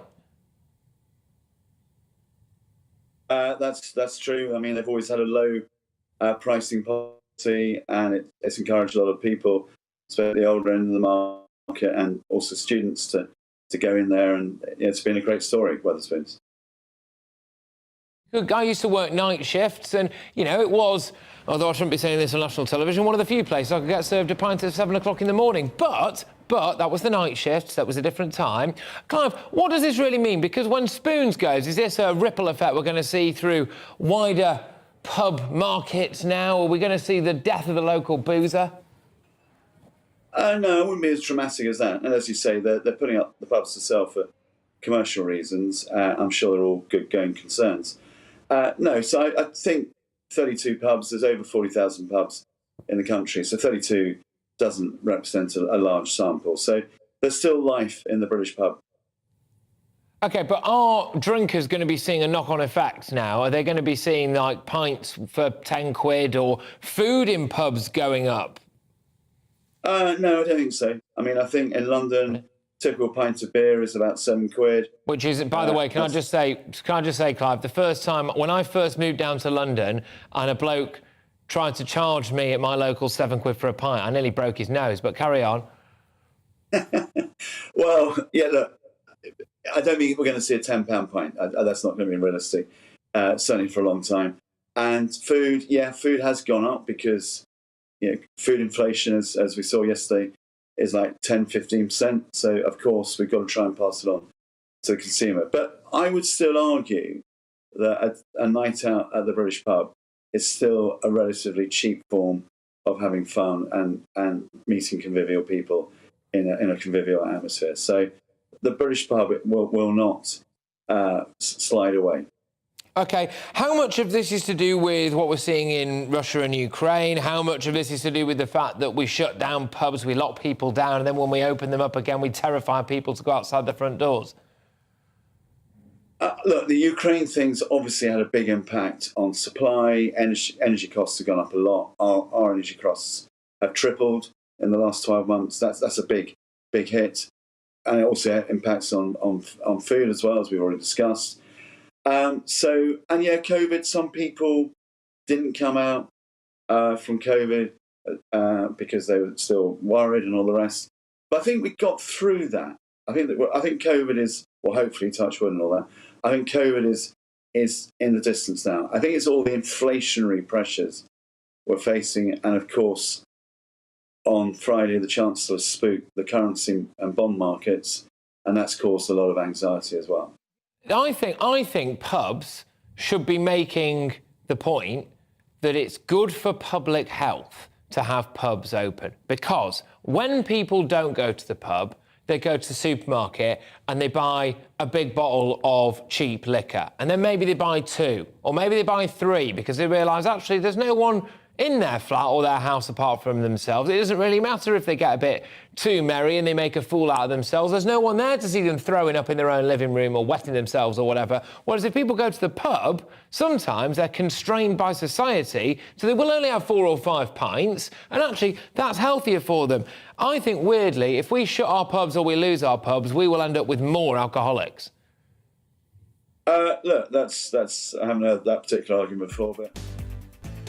Oh, we're not going to hear it now either, by the looks of things. He's gone. But there we go. Sorry about that, but there we are. I'll make that point again. I think the closure of British pubs leads to higher consumption of alcohol, because people do it in their own homes. They're not afraid of public pressure. They're not afraid of embarrassing themselves or tripping over anything like that. I think it's good for public health to keep the British pubs open. But coming up after the news, we'll be crossing over to eastern Ukraine to get the latest from the front line. We've gone from the front line of the pub crisis to an actual front line. But first, it's your latest news headlines.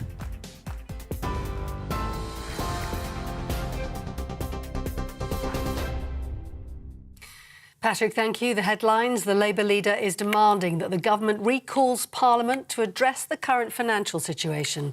It's after the Bank of England announced intervention measures in an attempt to stabilise the markets. The bank added that if the money jitters continue or get worse, there may be material risk to the UK's financial stability. The Treasury says the government will continue to work closely with the bank following what they called significant volatility in recent days. Describing the instability as an act of economic self-harm, Sir Keir Starmer says the Conservatives must abandon their policies. Well, earlier today, the Chancellor told investment bankers the government's committed to what he called financial and fiscal responsibility. Kwasi Kwarteng is trying to reassure city investors of his economic plan after the International Monetary Fund criticised the government's mini-budget last night. The IMF, which monitors economies around the world, warned the Chancellor's economic plans would likely increase inequality in the UK. And the Deputy Labour leader, Angela Rayner, has accused the Conservatives of not caring about the working classes in her closing speech at the Labour Party conference. For much of the last 2 days, Labour has been setting out its plans for the UK economy. But final speeches also included a pledge to increase access to face-to-face GP appointments in England and for a primary school child to have access to a breakfast club. The European Commission has announced further sanctions against Russia after it held so-called annexation referenda in occupied regions in Ukraine. Moscow claims 4 regions voted overwhelmingly in favour of joining Russia. But the European Commission President Ursula von der Leyen described the votes as a sham and said the sanctions will make the Kremlin pay for escalating the conflict in the region. Those are the headlines. You're up to date on TV, online and on DAB+ radio. You're with GB News, the People's Channel. Don't go anywhere. We're back in a moment.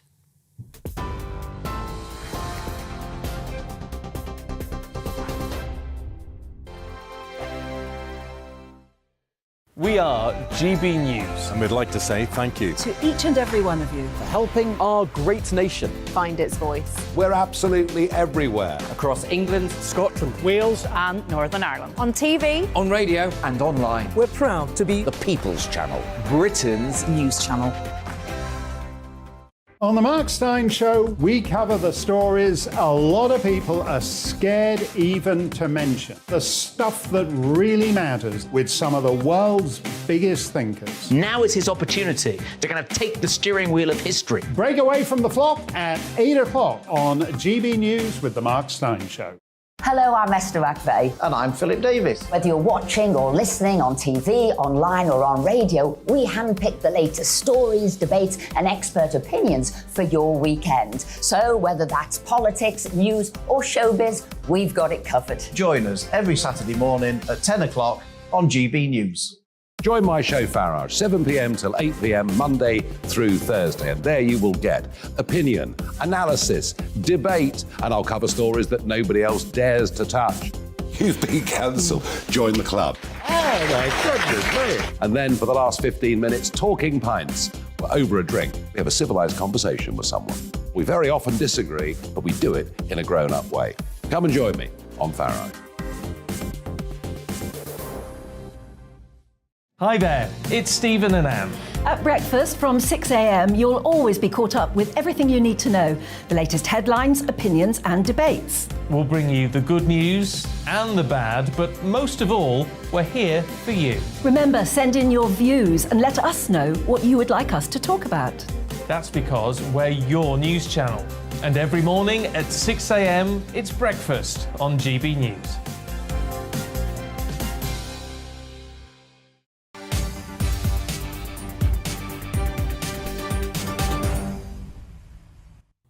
Welcome back, everybody. Patrick Christys here at GB News Live, and lots for you to get in touch on today. You can see a strap below me there if you're watching on TV that says Ukraine war. We are discussing the fact that Vladimir Putin is trying to annex more territory using the medium of referendums. I think we've maybe had enough of referendums in this country for one outing. However, what he's basically saying is that people have voted overwhelmingly in regions like Luhansk and all of those places to basically become part of Russia. Why he's doing this? Well, it's because then if a shot is fired there, someone has attacked sovereign Russian territory, it can escalate the violence. But that's not the only show in town here today, people. We've been talking a lot about the likes of a twin-demic. Are you now absolutely terrified about the inevitable cycle of death that's going to be wreaked by a COVID and flu pandemic, a twin-demic, as it's being called? They're being urged, aren't they, to get yourself jabbed up to the max. Will you be getting your jabs? I'm also trying to just dampen things down a little bit when it comes to our economy. We're hearing a lot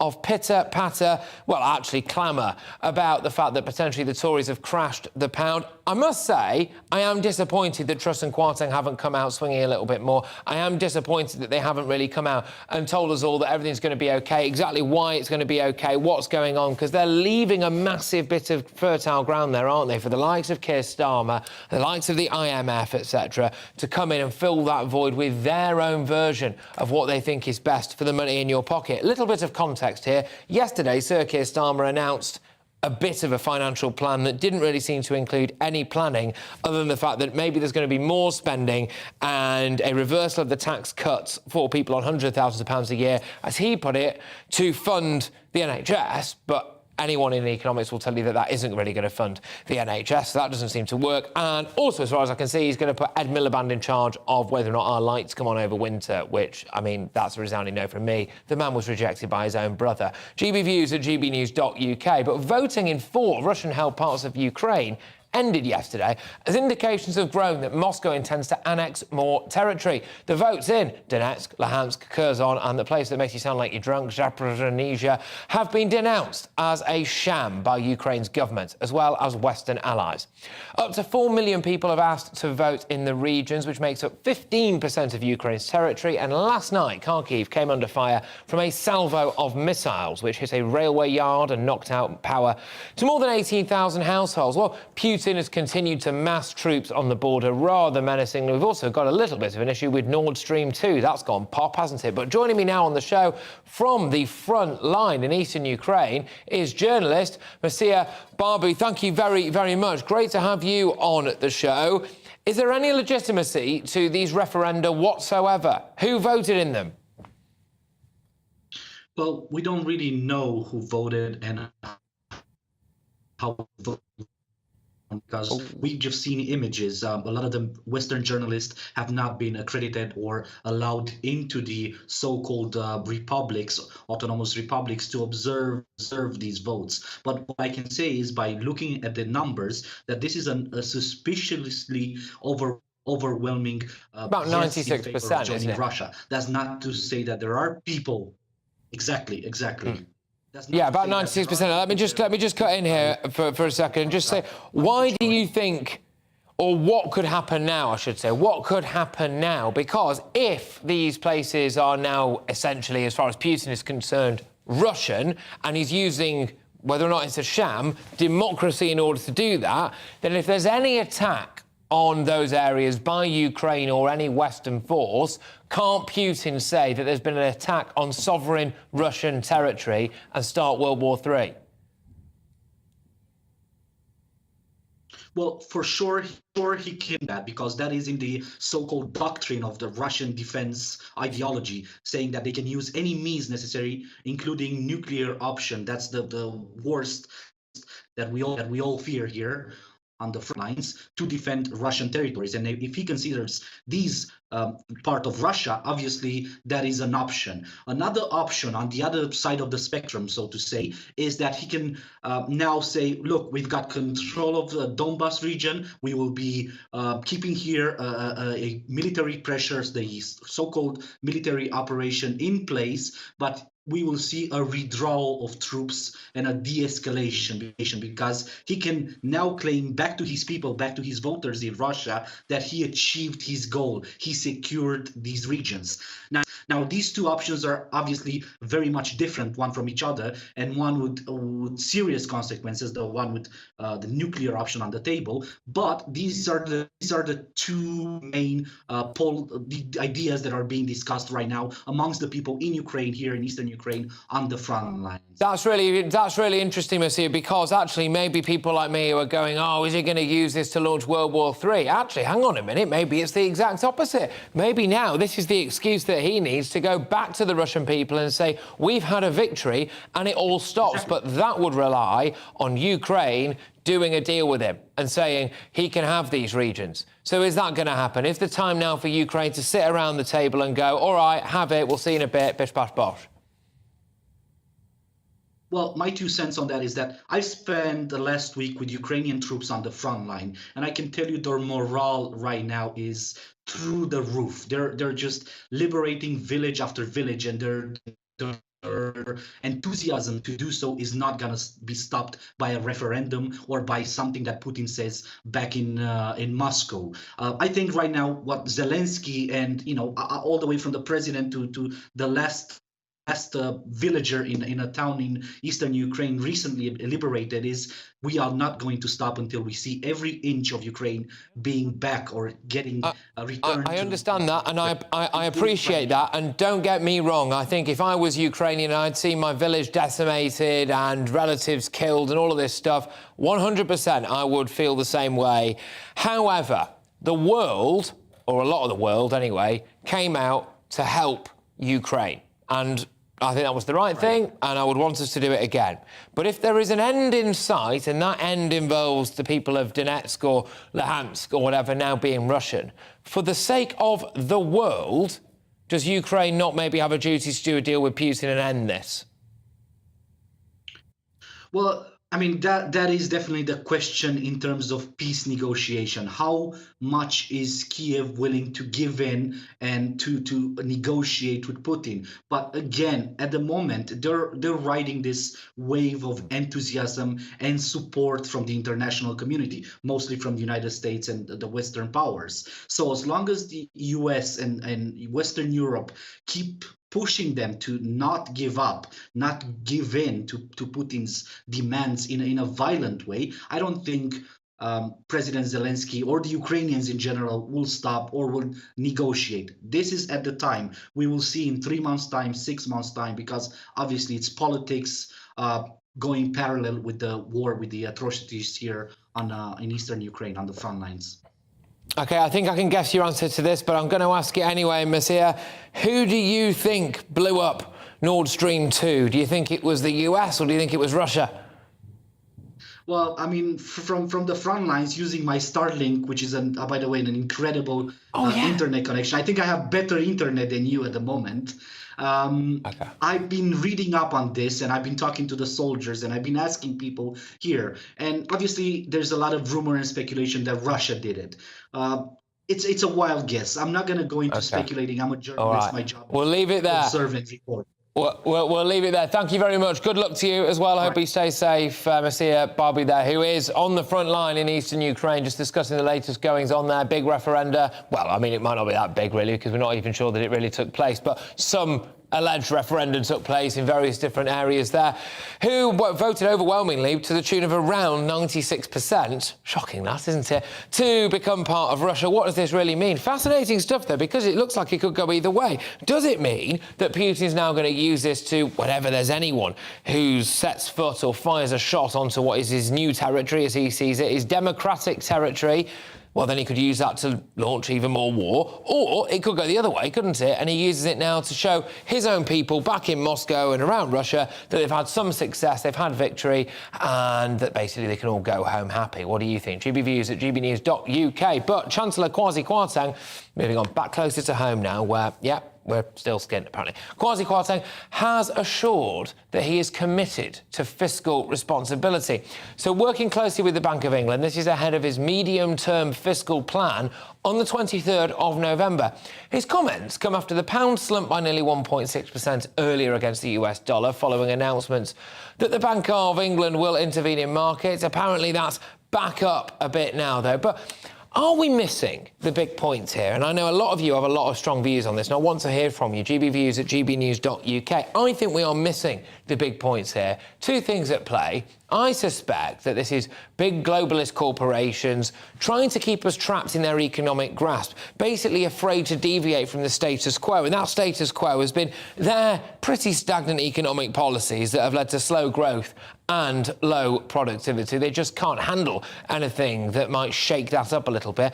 But the other big elephant in the room, lockdowns. Isn't it amazing? Oh, it's Truss and Kwarteng who've crashed the pound. Well, hang on a minute. What about the unrelenting cycle of lockdowns that we were in? We're even being told now that there's a twin-demic on the way, for goodness sake. I mean, how much did they cost us? Oh, yeah, it cost us upwards of £250 billion. And I, for one, do not remember Labour saying that that was financially irresponsible. Do you? No. Earlier, I spoke to Harrison Griffiths, who is a communications officer at the Institute of Economic Affairs, and they've been pushing a bit about what the government wanted to do, tax cuts, etc., supply-side reforms. They did want a bit more when it came to sound money, it must be said, i.e. tax cuts being matched by spending cuts as well, which has not happened. But the overall mood is that if this had been presented a bit better by the government, just verbally, I suppose, but there wouldn't have been as much outrage and as much uproar. So I asked him, Harrison, at the IEA, whether the International Monetary Fund overreacted this morning when they called on the British government to reverse these tax cuts. Take it away. Right, to talk about things relating to currency markets and global markets in general, but when it comes in and starts criticising the government's approach to inequality, you have to start asking questions about whether it's really viable for that institution to carry on as a neutral, authoritative voice on economic policy. The critical change that the Truss and Kwarteng administration has embarked on with this fiscal announcement yesterday is that it's no longer concerned with the stagnant consensus of the last 25 years, constantly talking about redistribution. It wants to grow the pie. It wants to create an incentive structure and an environment where growth can be felt across the board. We have to get the country moving. This has been a shake-up, and markets do crave stability, and they don't necessarily greet that with open arms, but it is a necessary shake-up nonetheless, one that will get the country.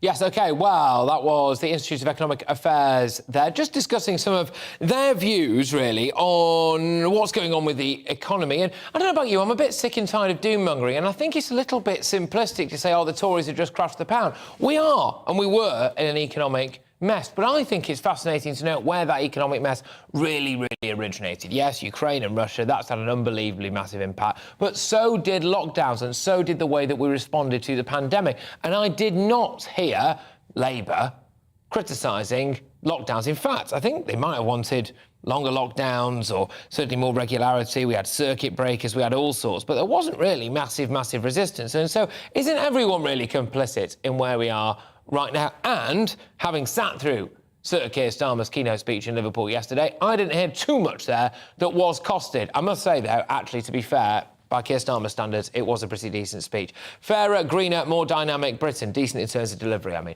Throughout the party's conference, there were constant promises to build British industry. Hey, we can all get behind that. Keir Starmer stood in front of a union flag. They belted out the national anthem. We wanted to build British industry through the use of a state-owned investment fund, as well as driving green export growth through creating climate export hubs. That is, of course, if Labour are voted into power. So, given that they're about 17 points ahead in the polls, though, potentially that could be a thing. So, how much is all of this going to cost? And ultimately, will it benefit Britain? Shadow International Trade Secretary Nick Thomas-Symonds joins me now. Nick, thank you very much. Great to have you on the show. Really do appreciate it. Lots of things to come out of Keir Starmer's speech. Lots of rhetoric about the Tories crashing the pound and the Tories being financially irresponsible. Keir Starmer issued a load of statements yesterday about money, none of which were costed, though. Well, just to pick up on a couple of things, we have been costing our proposals. But with respect of what's happened to whatever you want to call last Friday, whether you want to call it a budget, the government didn't want to call it a budget because they didn't want to subject it to the scrutiny of the Office for Budget Responsibility, or whether you call it a fiscal event, everyone can see the reaction of the markets to it. The markets have been spooked by the government borrowing money, not for investment, but by borrowing money for day-to-day spending. The International Monetary Fund have expressed their concerns about it. And today we see a situation where the Bank of England is intervening in bond markets, not because of an external economic shock to the country. They are intervening because of the actions of our own government. It's extraordinarily worrying. Yeah, I just had the former head of the Irish Central Bank on, though, who said that he doesn't think the markets would react any differently if Labour became to power tomorrow and instigated all the things that they promised yesterday.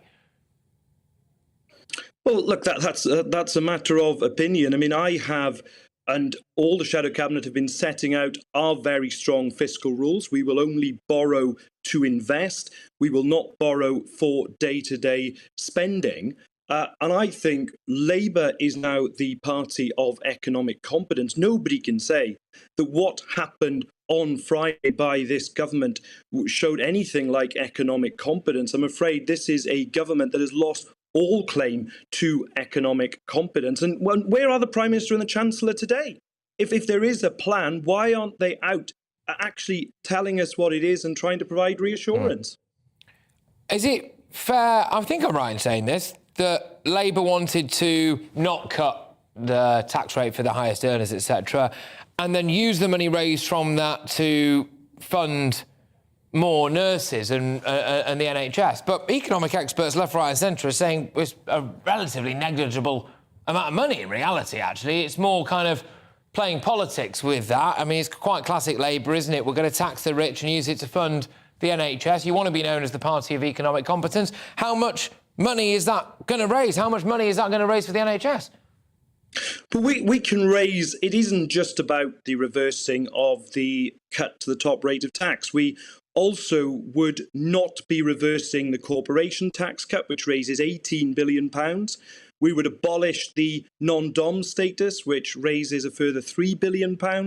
We would have extended the windfall tax. So what we are doing is being honest with the British public about where we are going to get the money from and not taking this reckless casino-like gamble by borrowing for day-to-day spending. And that's really what the dividing line is now between the two parties. And that's why we've seen this reaction that we have from whether it's the IMF or indeed the Bank of England today. And I repeat again, if the Conservatives are so confident and they say they've got an economic plan, let's hear it from the Prime Minister and Chancellor.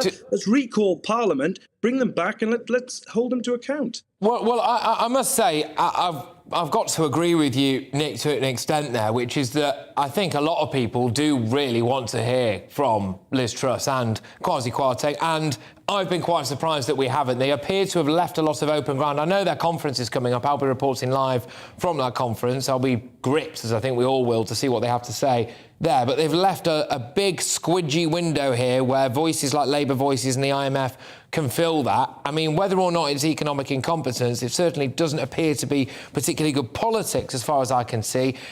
Who's going to be in charge of Great British Energy, one of Keir Starmer's flagship things? So who's running it? Well, this will be a publicly owned company, so it will be run by the government of the day, obviously a Labour government, because we'll be elected on that platform. Why is this important? Well, we've seen publicly owned companies in other countries driving forward the green agenda. I'm speaking to you from Wales, Patrick, where, we have, I think it's our largest wind farm in Wales that's actually owned by a Swedish company. But what's actually happening there is we've got the wind farm producing our energy needs. But of course, the money is flowing back into Sweden, into the tax coffers there, rather than flowing into our tax coffers. I get that, absolutely. Absolutely, but there is an argument to suggest that whether or not we could be maximising more money on this and seeing more money into our country, potentially there is somebody in charge of that business who's spent a lifetime operating wind farms or working in the wind farm industry. People might have reservations about Ed Miliband being in charge, whether or not our lights come on.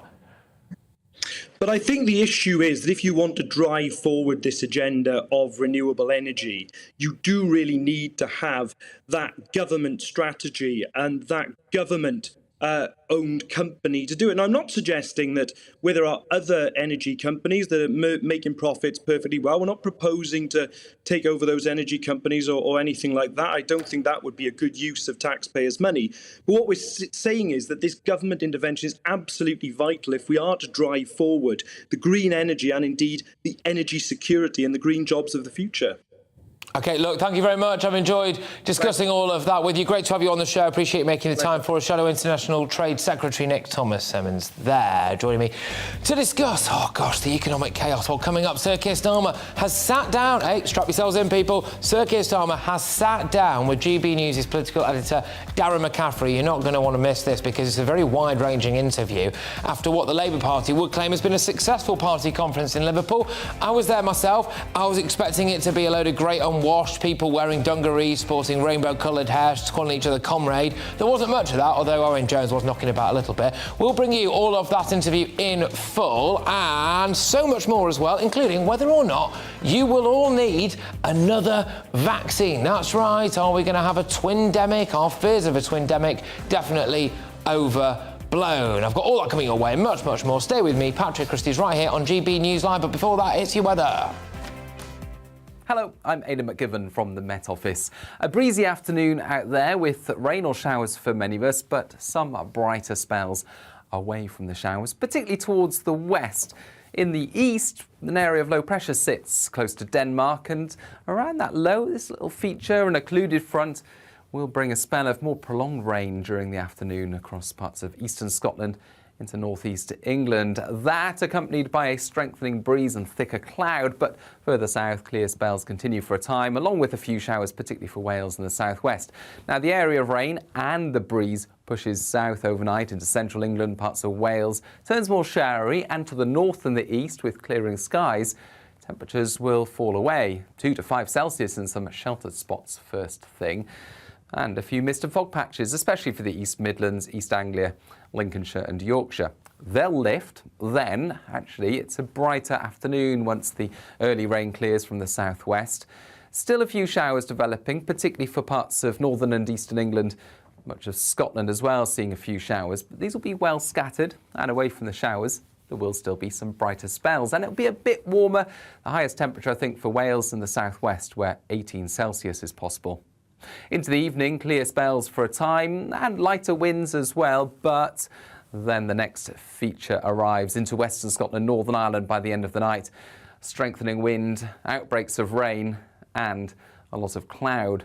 As a result, it's a milder night, but I think for central and eastern England, with clear spells here and lighter winds, temperatures again dipping into the mid to low single figures in places, and some fog to start off Friday. That fog lifts through the morning as the breeze picks up, and then wet and windy weather into the northwest, gales in exposed spots.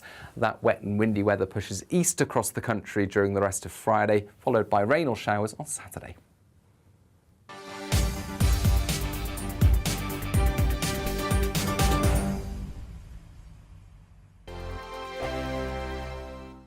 We are GB News. And we'd like to say thank you. To each and every one of you. For helping our great nation Find its voice. We're absolutely everywhere. Across England, Scotland, Wales, and Northern Ireland. On TV, on radio, And online. we're proud to be the People's Channel, Britain's news channel. On the Mark Steyn Show, we cover the stories a lot of people are scared even to mention. The stuff that really matters with some of the world's biggest thinkers. Now is his opportunity to kind of take the steering wheel of history. Break away from the flock at 8 o'clock on GB News with the Mark Steyn Show. Hello, I'm Esther McVeigh. And I'm Philip Davis. Whether you're watching or listening on TV, online or on radio, we handpick the latest stories, debates and expert opinions for your weekend. So whether that's politics, news or showbiz, we've got it covered. Join us every Saturday morning at 10 o'clock on GB News.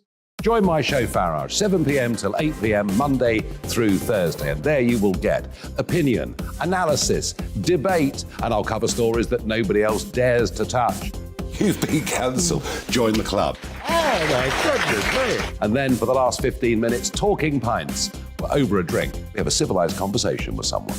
We very often disagree, but we do it in a grown-up way. Come and join me on Farage. Hi there, it's Stephen and Anne. At breakfast from 6 a.m, you'll always be caught up with everything you need to know, the latest headlines, opinions and debates. We'll bring you the good news and the bad, but most of all, we're here for you. Remember, send in your views and let us know what you would like us to talk about. That's because we're your news channel. And every morning at 6 a.m, it's breakfast on GB News.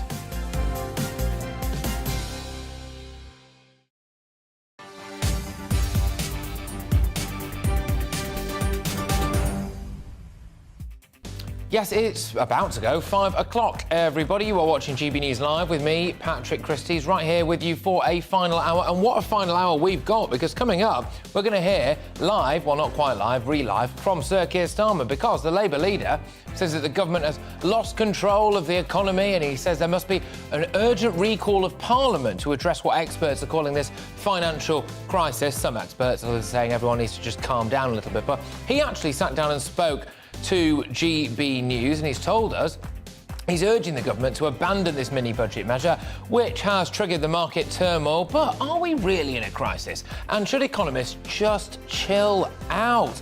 I'll get an expert view from our economy and business editor, Liam Halligan, who's been stationed outside the Bank of England, or as I'm calling it, the Terrordrome. Also this hour, we're being urged to get double jabbed. Again, but this time it might be 2 jabs in one. Buy 1 jab, get the other jab free. It's absolutely nuts if you ask me, but there we go. This time it's due to fears of a twindemic. That's right, a pandemic wasn't enough, we've got to have a twindemic. It's the new term that some people are calling the spread of the flu and COVID virus. It's coming up to winter. I think that's probably the news there, but there we go. It's going to lead to a difficult winter for the NHS, unlike all the other winters, which of course were just dead easy for the NHS. But before that, it's the latest news with Polly Middlehurst.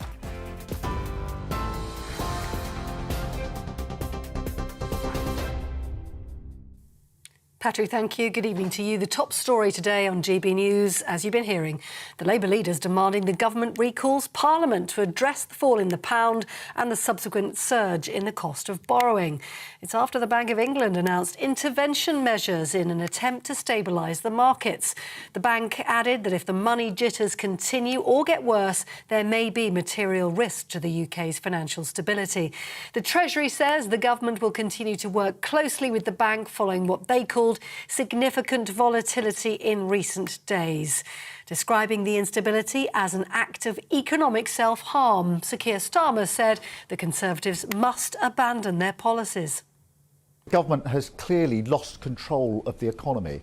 And unlike other situations where it may be a world event, an unexpected event that causes this sort of crisis, this is self-inflicted. This was made in Downing Street last Friday. And for what? For uncosted tax breaks for those earning hundreds of thousands of pounds. And so what the government needs to do now is recall Parliament and abandon this budget before any more damage. Well, earlier today, the Chancellor Kwasi Kwarteng told investment bankers the government is committed to what he called fiscal responsibility. The Chancellor is trying to reassure city investors of his economic plan after the International Monetary Fund last night criticised the UK government's mini-budget.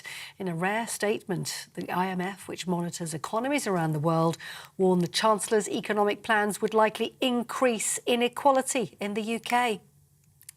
And on the final day of the Labour Party conference, the Deputy Labour leader, Angela Rayner, has accused the Conservatives of going from the party of stability to causing earthquakes. Conference has come to a close now in Liverpool, with Labour spending much of the last 2 days setting out its plans for the UK economy. Final speeches included other plans for GPs in England to give face-to-face appointments to every patient, and a pledge for every primary school child to have access to a breakfast club. An unequal economy is an inefficient one. It's perhaps the starkest difference between us and the Tories. Never again can we let them pretend that they are the patriotic party. I love my country. That's why I want so much better for it. But the Tories now think our biggest economic problem is you, the working people of Britain. The new Northern Ireland Secretary has held talks with the Republic of Ireland for the first time since the cabinet reshuffle in an attempt to settle the Northern Ireland Protocol. Chris Heaton-Harris and the Irish Foreign Minister Simon Coveney met at Hillsborough Castle this morning.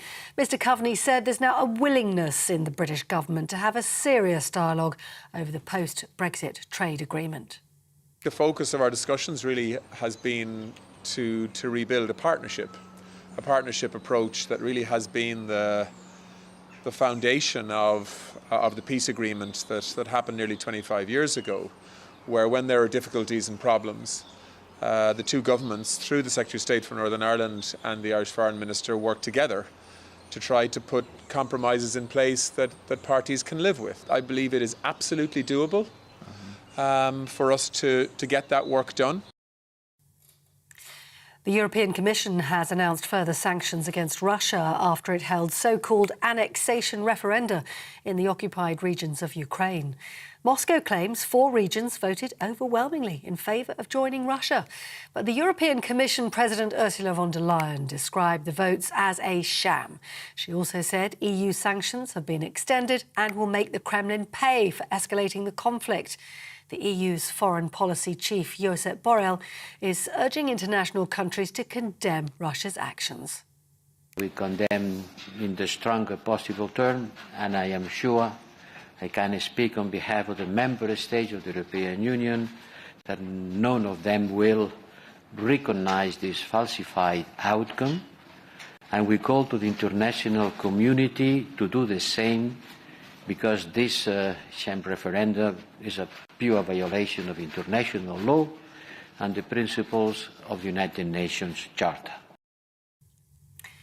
Well, here in the UK, train drivers are set to stage more strikes in October as part of a long-running dispute over pay, jobs and conditions.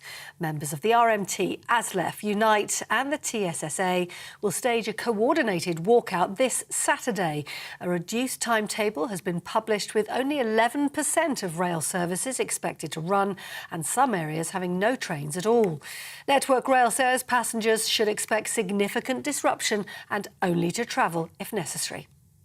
That's it. You're up to date on GB News. More news as it happens. Now back to Patrick.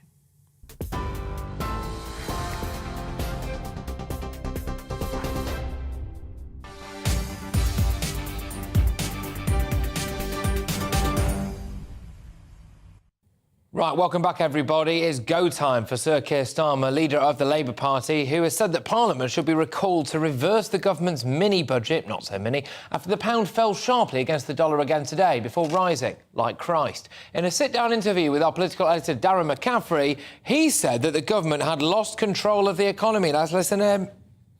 People are worried. I mean, how genuinely worried are you? Is this a 2008 moment, a financial crisis moment? Is that how serious it is? It is a very serious situation. You've seen the Bank of England's move today. That comes on the back of the IMF statement earlier today. That comes on the back of the Bank of England statement earlier this week. And it's a reaction to the markets. And the markets aren't some abstract thing. These are investors with huge amounts of money who are signalling that they don't have confidence in what the government did on Friday. The government has lost control of the economy.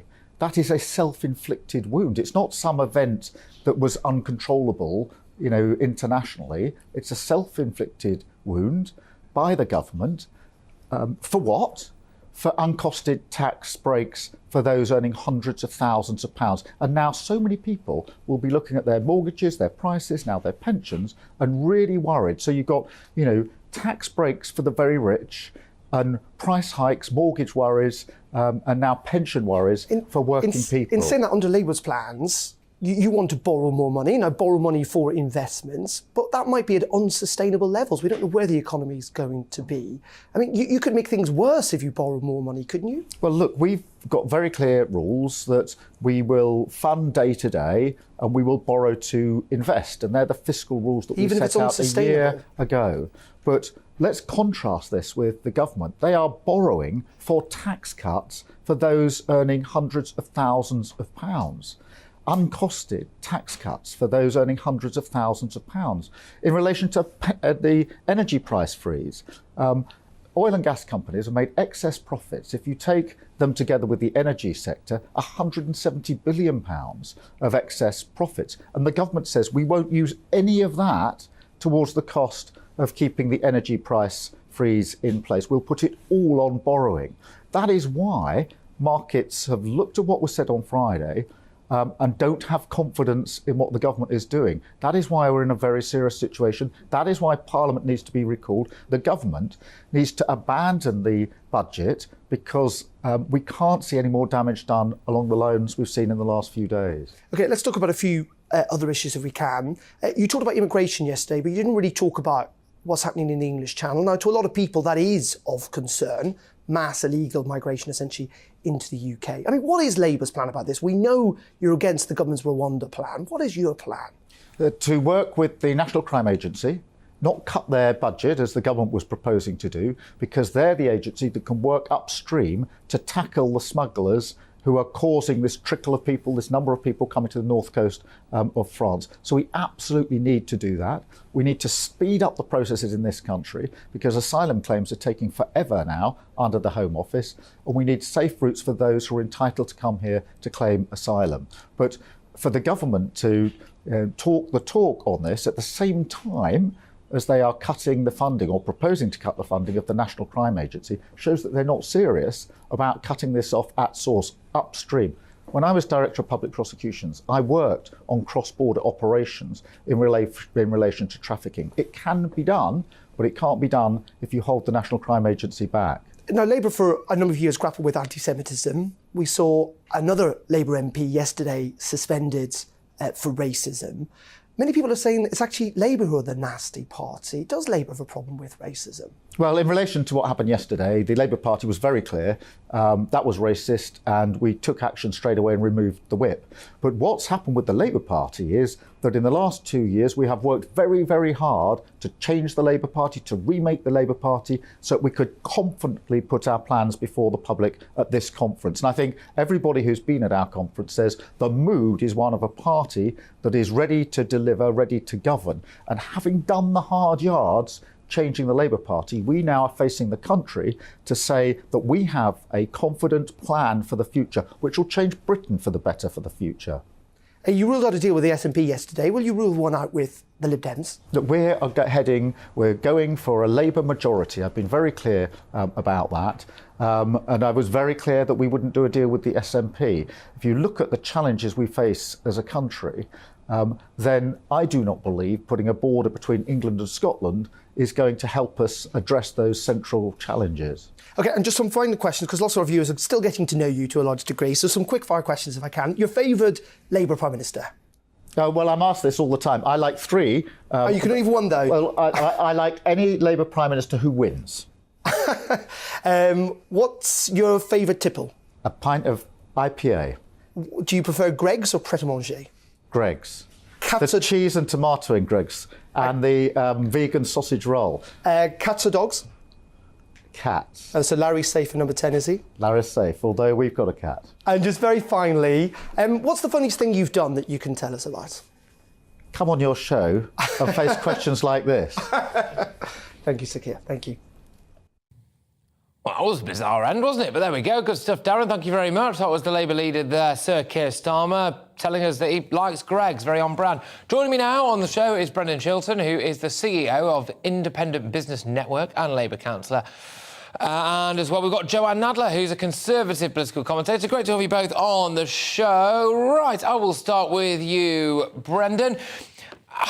Look, let's just start when it comes to... I'm sick and tired of the money stuff, right? Let's start when it comes to Labour's policy on immigration. A points-based immigration system. Does anyone really believe that Keir Starmer's going to sort out immigration?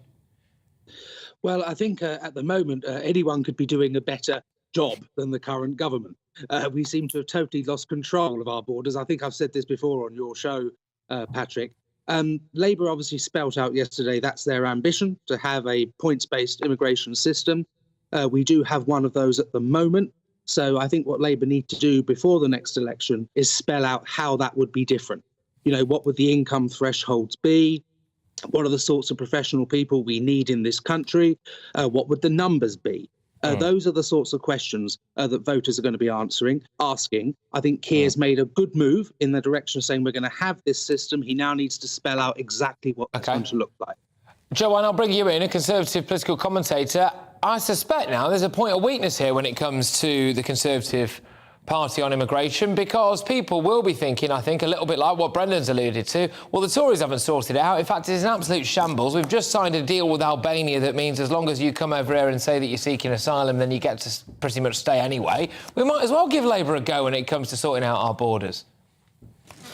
Well, I certainly can't sit here and defend the Conservatives' record on managing illegal immigration, or indeed on any consistency on their policy on legal immigration at the moment, which seems to be quite confused. I think Liz Truss has gone in a different direction to that, which I think many of the people who supported her during the leadership election necessarily expected. But to get to Keir Starmer, I listened very carefully to what he was saying to Darren, and I think he's being wholly disingenuous. On one hand, it's great that he's accepted the logic of a points-based system. But, I mean, one of the reasons why it's proved so difficult for the Conservative government to deal particularly with this issue with the so-called small boats is, of course, the huge burgeoning industry based around human rights and what people call lawfare. Now, as the former DPP, nobody would understand this better than Keir Starmer, but he's deliberately chosen not to address that side of this at all. So, I mean, to answer your question very directly, I don't think he's willing to take on that. And I think the Conservative government in their latest guise, maybe. I'll bring you back in, Brendan Chilton, CEO of the Independent Business Network and indeed a Labour councillor. Labour did have a racism problem under Jeremy Corbyn. That problem was anti-Semitism. Yesterday, I witnessed the first ever recorded incident of David Lammy not wanting to talk about racism when he was asked about Rupert Huck's comments regarding whether or not Kwasi Kwarteng was just superficially black, right? OK, fine. Keir Starmer said that this was racist and they've withdrawn the whip. But the fact that she felt comfortable saying that at a Labour Party fringe event, for me, implies that there is a race issue in the Labour Party. I've been a Labour member for about 15 years now. I personally have never experienced racism in the Labour Party, but then I suppose I'm a white man, so I wouldn't necessarily be the first person to suffer that. I think the decision yesterday to withdraw the whip and suspend Rupert Huck was absolutely correct. The comments were totally unacceptable and outrageous. I just hope at some point very soon we can move beyond a sort of race politics in this country where the colour of someone's skin matters. It doesn't. What matters, in the words of Martin Luther King, is their character. And that's what we should be focusing on. I think the fact that Keir Starmer took that decisive action immediately yesterday, as soon as that recording came out, and what he's done with the Labour Party in pushing out those filthy anti-Semites that infected the Labour Party over the past 2 years, I think shows that he is committed to tackling this issue and the sort of Prime Minister that he will be. OK, Joanne Nadler, a Conservative political commentator. Are you staring down the barrel of a Keir Starmer premiership here? I mean, I was at Labour Party conference and the mood was one of quiet confidence. There was none of this pink-haired student politics nonsense that we've come to associate with Jeremy Corbyn. Well, I think we've seen a conference in which the Labour Party have actually made quite a lot of policy announcements, but that's actually fairly irrelevant in a sense, because what I think is going in the Labour Party's favour at the moment is all politicians require a degree of luck. And at the moment, the luck seems to be with Keir Starmer. It's almost like the less he says, the better. Let the Conservative Party and the government sink itself. Now, of course, I'm not for one moment saying that is a fait accompli, that the sort of radical moves that the government has been making may still prove successful. But at the moment, it seems to me that the Labour Party have been very shrewd in picking their fights. And in a sense, letting the Conservatives pull themselves to pieces. It seems to me remarkable that there are Conservative MPs so soon had a leadership election already coming out and questioning the main policy. Talking about Downing Street cats, you unfortunately probably noticed that mine's just entered the room, which is a little distracting. Fantastic.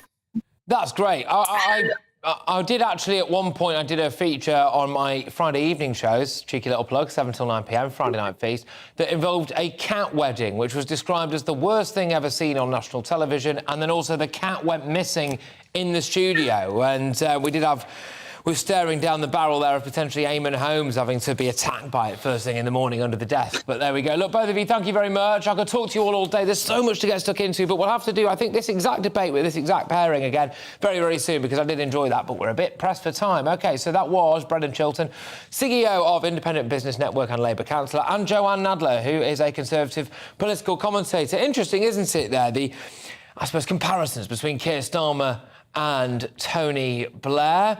Although, of course, there was an interesting intervention from Keir Starmer's wife yesterday, and I think it's fair to say those comparisons certainly stop there. This is GB News Live with me, Patrick Christys. Coming up, market madness here in the UK as the pound becomes unstable, rising and falling against the dollar, up and down like a yo-yo, or something that you can't pronounce on national television at this time. Sending financial markets into turmoil. We'll hear from the Financial Secretary to the Treasury, Andrew Griffiths, who insists that the Tories' financial plan is the right way to grow the UK economy. But first, it's your weather. Hello, I'm Aidan McGiven from the Met Office. Outbreaks of rain will spread to some areas overnight, with clear spells in other places and a chilly start for Thursday. Low pressure at the moment towards Denmark, and we've still got this rather cool northerly airflow. It's bringing a number of showers and in places some more persistent rain, for example. An occluded front heading into eastern Scotland, northern England through the evening will bring persistent rain in places. That will sink south into central parts of the UK, eventually clearing into Wales and the southwest by dawn, turning more showery as it pushes south. Clear spells following. Under those clear skies, some mist and fog forming across the Midlands, eastern England, for example, and a chilly start in places first thing Thursday, where we get those clear spells. Temperatures in some spots into the low single figures. But after any mist and fog clear, after the sun warms things up, actually for many, it's a brighter afternoon. Sunny spells, but there will be further showers coming along, especially for eastern Scotland, eastern parts of England, into central areas. Temperatures, though, up a degree or so compared with Wednesday. We're looking at 18 Celsius, the top temperature there for parts of Wales and the southwest. Down to Thursday evening, areas of showers will push south, fading away, and lengthy clear spells then for many, at least at first. But for Scotland and Northern Ireland, thicker clouds start to arrive. The wind picks up, and by the early hours, outbreaks of rain into the far northwest. That'll keep things mild here, but across central and eastern parts of the UK, well, it's a colder night to come with low single figures in places and some dense fog around first thing Friday. The fog will last until around mid-morning, then it'll clear. Bright skies follow for the Midlands, East Anglia and the South East, at least for a time, before wind and rain sweep in from the west. Heavy rain, particularly over western hills, and strong winds reaching gale force in exposed spots. Saturday's also a blustery day with rain or showers, but it turns drier on Sunday.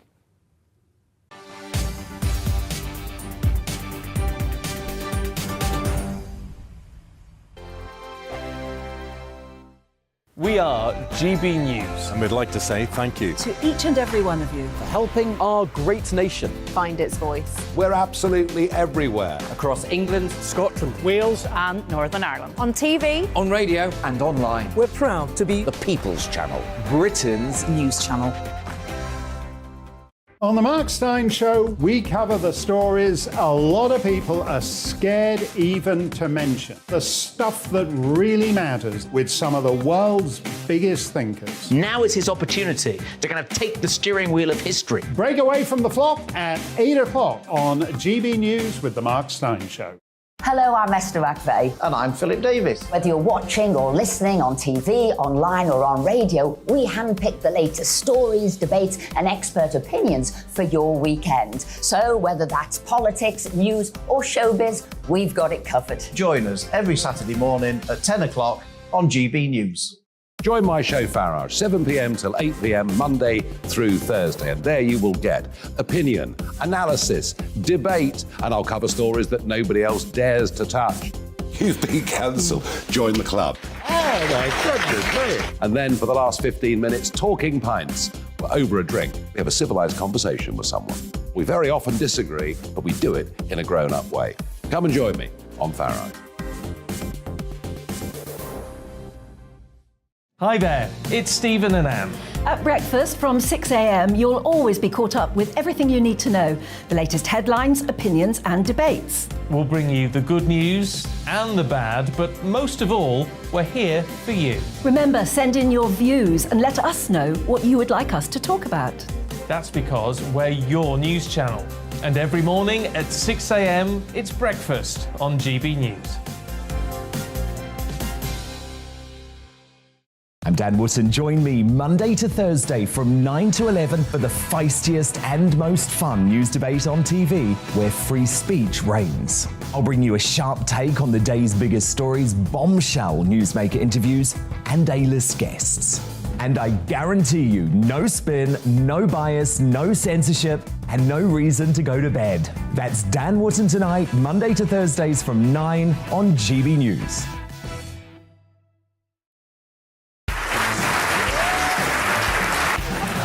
My name is Andrew Doyle. Join me every Sunday evening at 7 p.m. for Free Speech Nation. This is a show where we address current affairs and news stories of the week with the help of two wonderful comedian panellists. I brought in comics because I want to give it a lighter edge, and also they work for less. See you there.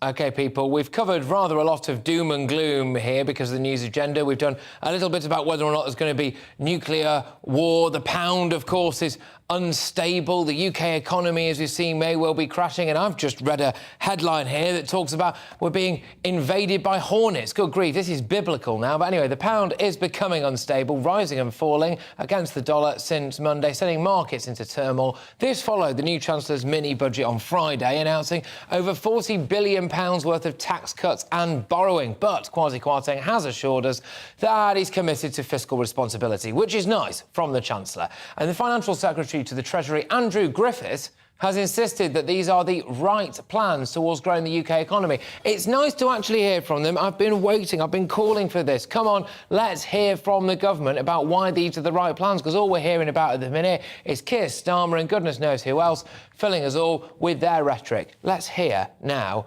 what this economic bigwig at the Treasury had to actually say about it all. It was your mini-budget that brought pension funds to their knees. Are you going to apologise? Well, what we've seen today is the Bank of England do their job. They've made a targeted and timely intervention in the market. That's their decision, but they've done so working very closely with the Chancellor. What our job is to deliver the growth plan that we set out that's going to deal with some of the underlying issues of the economy. And remember, the first part of that was to give everybody, households and businesses, confidence and certainty this winter from the start of October at the end of this week about energy prices. That's the big overhang. That's what we needed to address. That's why we had to come out with that growth plan. And from there, we move into supply side reform. You know, really trying to tackle some of these long-standing issues, whether it's access to childcare, making sure that that bypass near you gets built, so that you can go to work and British businesses can be as productive as possible. So do you acknowledge any culpability, responsibility for what is happening right now in markets, an almost unprecedented run on pension funds in this country?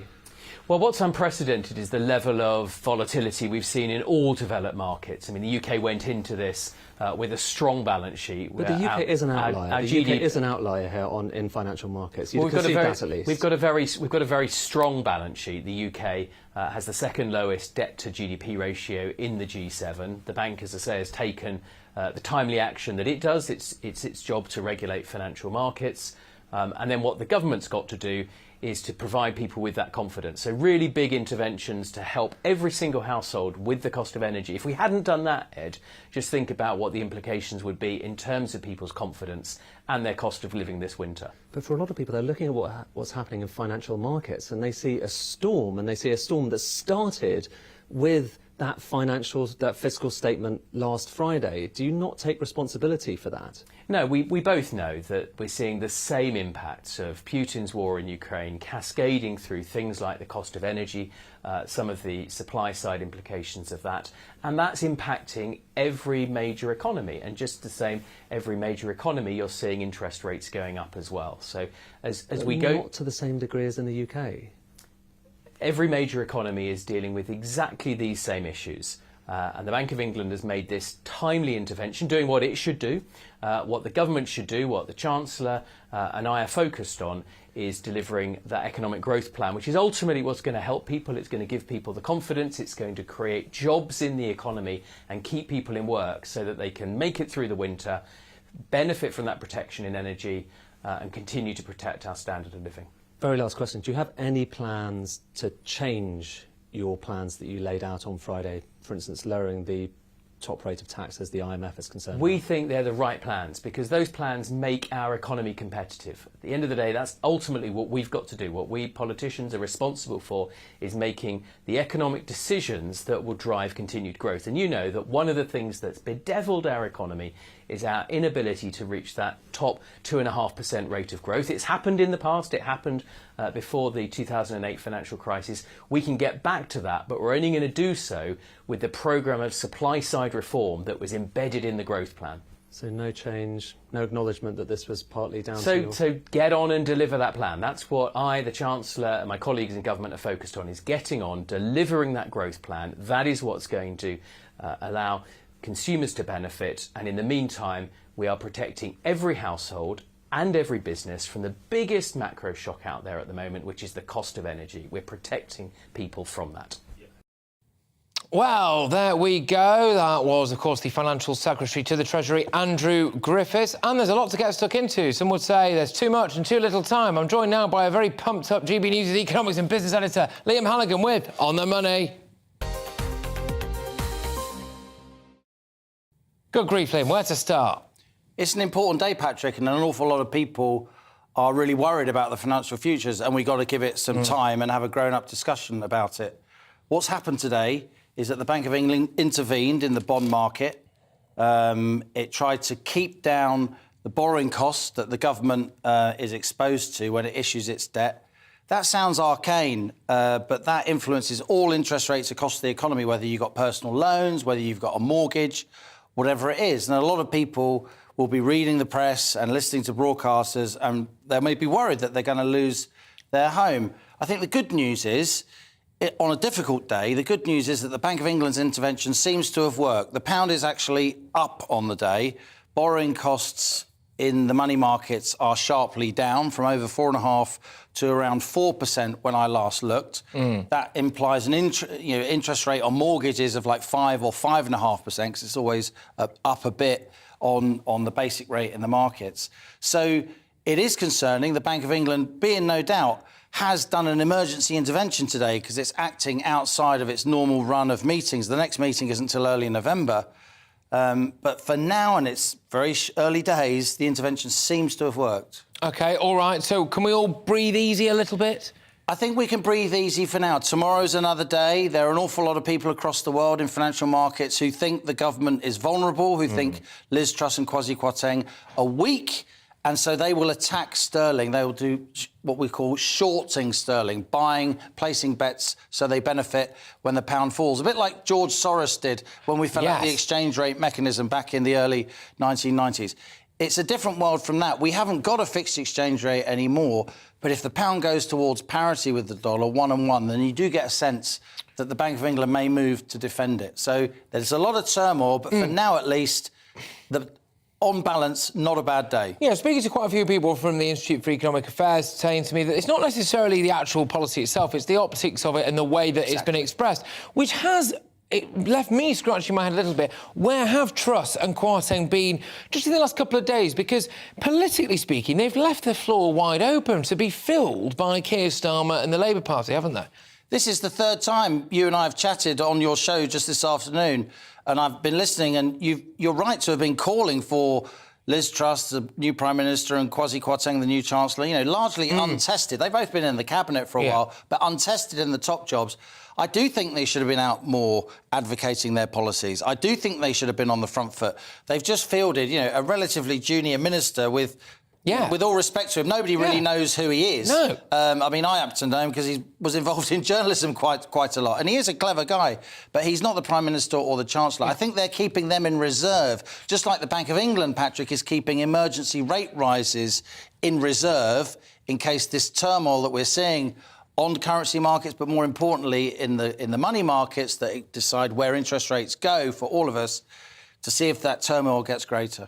Liam, thank you very much. Liam Halligan there, our economics and business editor, whizzing you through just a snippet of what you need to know. There's plenty more where that came from, but coming up, prepare for a twin-demic. That's right. Well, it's not quite right. I think it's exaggerated. But a warning from UK health experts who say a spread of both flu and COVID could mean a difficult winter ahead. I will ask, do we need another vaccine drive, or are fears of this massively overblown? But if you listen to Joe Biden, the best way to deal with a hurricane is to get jabbed. More on that after your latest news headlines.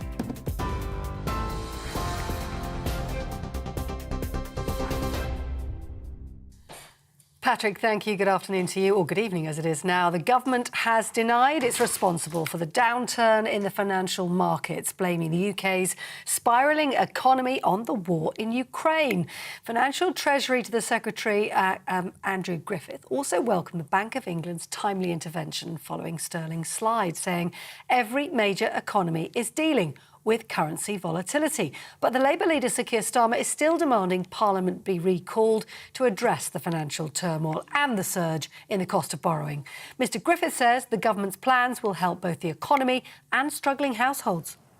Every major economy is dealing with exactly these same issues. And the Bank of England has made this timely intervention, doing what it should do, what the government should do, what the Chancellor and I are focused on, is delivering that economic growth plan, which is ultimately what's going to help people. It's going to give people the confidence. It's going to create jobs in the economy and keep people in work so that they can make it through the winter, benefit from that protection in energy, and continue to protect our standard of living. Well, the Deputy Labour leader Angela Rayner has accused the Conservatives on the last day of the Labour Party conference in Liverpool of not caring about the working classes in her closing speech.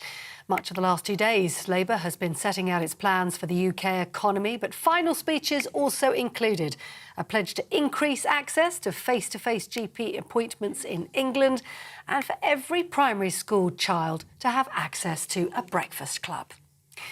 The European Commission has announced further sanctions against Russia after it held so-called annexation referenda in occupied regions of Ukraine. Moscow claims 4 regions voted overwhelmingly in favour of joining the motherland Russia. But the European Commission President Ursula von der Leyen described the votes as a sham and said the sanctions will make the Kremlin pay for escalating the conflict. That's it. You're up to date on TV, online and on DAB+ radio. You are with GB News, the People's Channel. Don't go anywhere. Patrick's back in a moment.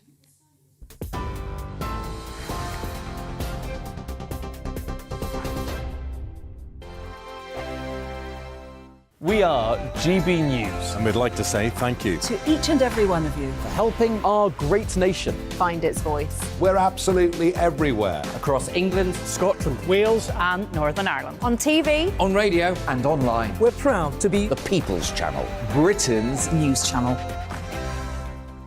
On the Mark Steyn Show, we cover the stories a lot of people are scared even to mention. The stuff that really matters with some of the world's biggest thinkers. Now is his opportunity to kind of take the steering wheel of history. Break away from the flock at 8 o'clock on GB News with the Mark Steyn Show.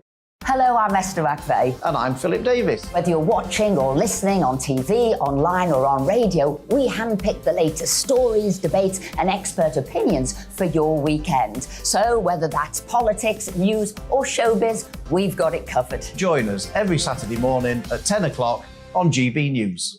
Join my show Farage, 7 p.m. till 8 p.m. Monday through Thursday, and there you will get opinion, analysis, debate, and I'll cover stories that nobody else dares to touch. You've been cancelled. Join the club. Oh my goodness me. And then for the last 15 minutes, talking pints. We're over a drink. We have a civilised conversation with someone. We very often disagree, but we do it in a grown-up way. Come and join me on Farage. Hi there, it's Stephen and Anne. At breakfast from 6 a.m, you'll always be caught up with everything you need to know, the latest headlines, opinions and debates. We'll bring you the good news and the bad, but most of all, we're here for you. Remember, send in your views and let us know what you would like us to talk about. That's because we're your news channel. And every morning at 6 a.m, it's breakfast on GB News.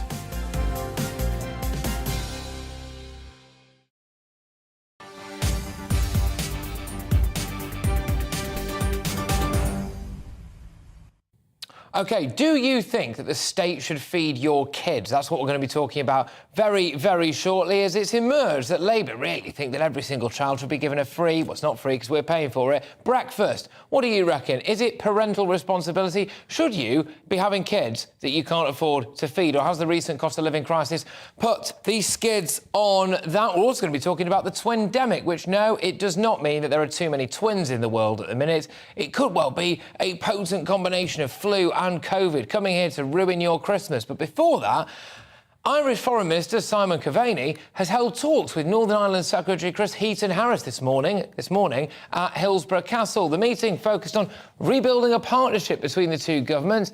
Irish Foreign Affairs Minister Simon Coveney has said significant progress can be made in the next month on the issue of the protocol if the UK government has an honest conversation on compromise. There we go, easy for me to say. Let's go to our GB News Northern Ireland reporter, Doogie Beattie, who joins us from Stormont in Belfast. Doogie, what's going on?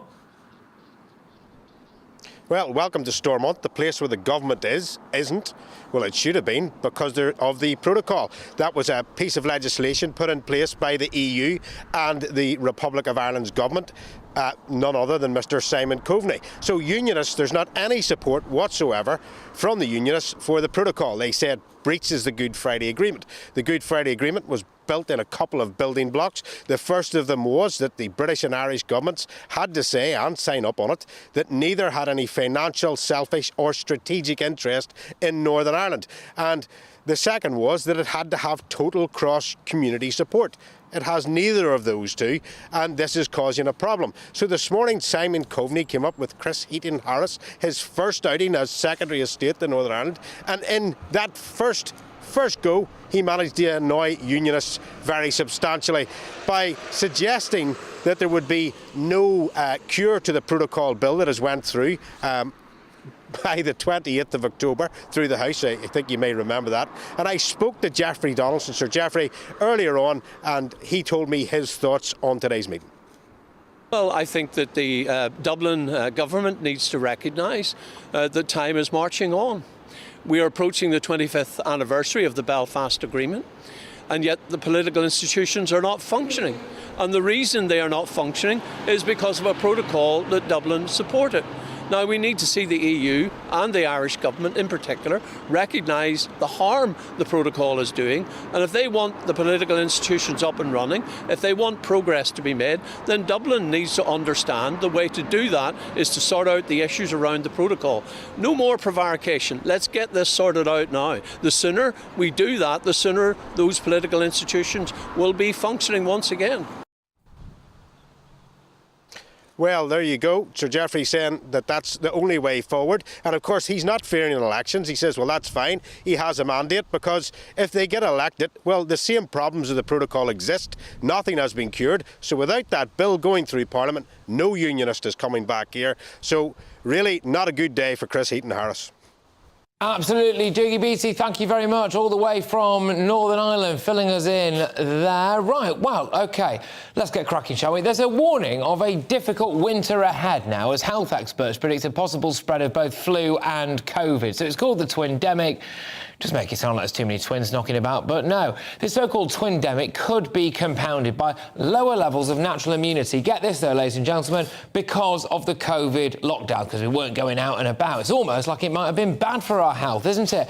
Health officials are responding by calling for a vaccine drive of millions of Brits, both of flu jabs and COVID boosters. You're going to be jabbed up to your eyeballs, or not if you choose not to. But is this approach necessary? Are fears overblown? Let's speak to two people who are experts in this area right now. I want to figure out whether or not we're overreacting or whether or not we're underreacting. Professor Angus Dalgleish, who's an oncology professor at St George's Hospital, joins me, alongside Professor Hugh Pennington, who's an emeritus professor of bacteriology at the University of Aberdeen. Gosh, that's a mouthful. Right, Professor Hugh, I'll start with you. Do we really need to worry about this flu and COVID pandemic? I think a load of people in this country have stopped caring about COVID, frankly, and also flu. It happens every year. Well, COVID hasn't gone away, and the easiest way to stop being killed by the virus, if you're in a high-risk group, if you're over 60, and the older you are, the greater the risk, and if you've got sort of immune system problems and all that kind of thing, the easiest way to stop you dying from the virus is to get a booster, because unfortunately coronavirus immunity doesn't last very long, and the boosters that are on offer at the moment also take care of this new variant, the Omicron variant that appeared at the end of last year, which can get down immunity a little bit better. So that's one thing. And COVID looks as though it's just creeping up a little bit at the moment in terms of the number of cases. Flu, we go on what's been happening in Australia. And Australia had a really quite a busy flu season, peaking in basically May and June. They had the highest number of cases for about 5 years. Not altogether surprising, because flu in Australia and in the UK was almost down to zero last year and the year before for all the things we were doing, wearing masks and all, that kind of thing. And the expectation is that we will follow Australia, and that's been a rule that we've been looking at for many years. The one good news from Australia, okay, flu might be getting busier. They've looked at the efficacy of the vaccines that are on offer, and they found that they're pretty good. Well, that's good. That's good. Professor Angus Dalgleish, who is oncology professor at St George's Hospital, I'll bring you in now. Can you understand why the public are quite angry? Because we locked down to protect from the coronavirus. That lockdown might now, we're being told by medical professionals, mean that we're more susceptible to flu. So we better get 2 vaccines, the second one of which is for COVID, and that vaccine doesn't last particularly long. And frankly, as well, there are some serious concerns about some health knock-on effects of it. I mean, people, I think, could be quite rightly miffed at the medical community here. Well, first of all, I'll focus on the COVID vaccine. Is that the boosters for the COVID vaccine, I think, are totally unnecessary because they are chasing a virus that's long since left the planet. They are boosting the Alpha Delta one, which you had your first and second vaccines for, and they boost that, but it's not there. We are being bombarded with less dangerous Omicron viruses. And the idea of having a bivalent one that they're now going to try and push you for the Omicron, it is to Omicron 1 and 2. That also has long since left the planet. We're dealing with 4 and 5. And by the time that we get a vaccine for that, we'll be dealing with 7 and 8. And the other thing is that even if these variants were to be kept up to date, like the flu vaccine, we're now seeing what we call antigenic sin. So that means that once you've locked on to the coronavirus, if you put a vaccine in the variants, the immune system won't see it. It will only see the first imprinting. And that's what we've seen in mice. So I'm staggered that they're pushing the booster vaccines. And just let me say that the other thing about the booster vaccines, which I'm very concerned about, is they actually suppress the T-cell response. They're designed to boost the antibody response, which, as you all admit, doesn't last for very long. And that's because antibodies for respiratory viruses aren't that important. It is the T-cell response and T-cell control that we should be boosting. And COVID boosters don't do that. Flu's another story. Well, I suppose we've got professor on professor here, because Professor Hugh, our other professor, has just said that actually we want to boost us, and that's nonsense. Well, I'm getting my boosters tomorrow, so, you know... Oh, good for you, but should the nation go queue up and get theirs? Because, you know, I'm in a high-risk group because of my age, and I don't want to have to go to hospital, least of all to an ICU with COVID, because I know that although the vaccines are not perfect, the COVID vaccine is much better than the flu one, in fact, in terms of giving protection against serious infection. And the bit of Omicron that's going into the new boosters is getting round a problem, not completely, but getting around a problem. And at the end of the day, it's all about risk reduction. It's not about risk elimination. That basically, I'm very happy to have risk elimination, and then be a little bit cautious about going into a crowded place where there are lots of people coughing and sneezing, and that's more of a flu than anything else. But that's also quite normal, and this is my point. I'll bring you back in now, Professor Angus. Look, I'm sick and tired of hearing about how our NHS has been overwhelmed. The NHS has been overwhelmed since the day I was born, I think, especially in winter. I mean, realistically, do we just have to accept now that the NHS is always going to be overwhelmed, whether or not... They'll always find an excuse to be overwhelmed, whether or not it's winter and people are coughing and sneezing? I'm afraid that's absolutely true. And it is, I mean, remember, we did the lockdown to save the NHS, not to save the patient population and from the disease, etc. But I'd just like to address that the booster makes it less likely that you'll get ill. No, I work in a hospital. I've seen we get the boosters first. I've seen the boosters. Half the people who had the boosters gone down with COVID. Some of them for the second time, some for the first time. It actually makes you more susceptible. The idea that it prevents you getting seriously ill and dying is nothing to do with the vaccine. It's due to the Omicron's much less virulent. Professor Angus, very quickly, just qualify that for me very quickly. So you're saying that getting the COVID booster makes you more susceptible to getting COVID. Very quickly, why, in your view? The reason is that it boosts the antibody response to the first virus and decreases the rest of the response, and it lets the other viruses in the back door. And that is why you're more likely to get infected. So we should stop that. The viruses coming in the back door don't kill you because of the vaccine, is they are less dangerous. They're more infectious all right, and less dangerous. that's your take. Of viruses. All right, that's your take on it. Professor Hugh, I can see you furiously shaking your head there. What's all that about? Well, I don't think there's any real evidence that you're going to be worse off by having a COVID booster. And my view is that the COVID booster will give you protection. As I said, it may not be, it's not no vaccine is perfect. Well, some are much better than others. But the COVID vaccines took everybody by surprise at how good they are at stopping you being killed by the virus. And that still applies to the booster. So, there we are. We disagree about T cells and all that. Yeah. I don't think that's the important thing is, do they work? And I think they do. All right, some massive claims on both sides there. First one, that the COVID booster makes you more susceptible to getting COVID. The other one, the COVID vaccine definitely stops you from dying from COVID. I mean, good grief. Maybe we can meet in the middle. Anyway, thank you very much, both of you. Cheers for coming on the show. Professor Angus Dalglish, who's an oncology professor at St George's Hospital, and Professor Hugh Pennington, who's an emeritus professor of bacteriology, I'll never get used to saying that, at the University of Aberdeen. Thank you very, very much. Good stuff, both of you. Right, OK, now, Labour say that they'll provide free breakfast for children at primary schools if they're in power. That's the state feeding your kids. Bridget Phillipson, who's Labour's education spokesperson, said that the breakfast clubs, great film by the way, across England would be funded by returning the top rate of incomes. They're going to fund everything by doing this, returning the top rate of income tax to 45%, and that it would be the first step on the road to a modern childcare system. Under the current system, schools in disadvantaged areas can apply for a 75% subsidy so they can run a breakfast club. But I'm asking, should the state feed our kids? Joining me now is Belinda de Lucy, who's a former UKIP MEP and indeed, relevantly, a mother of four. Belinda, thank you very much. I mean, really, as they say, it's a modern childcare system. Is there anything modern about the taxpayer feeding your kids? No, I think it's a very unhealthy modern childcare idea. I think it is a parent's job, absolutely, to feed their own children, except in circumstances where means-tested families are helped out by schools. That I fully back.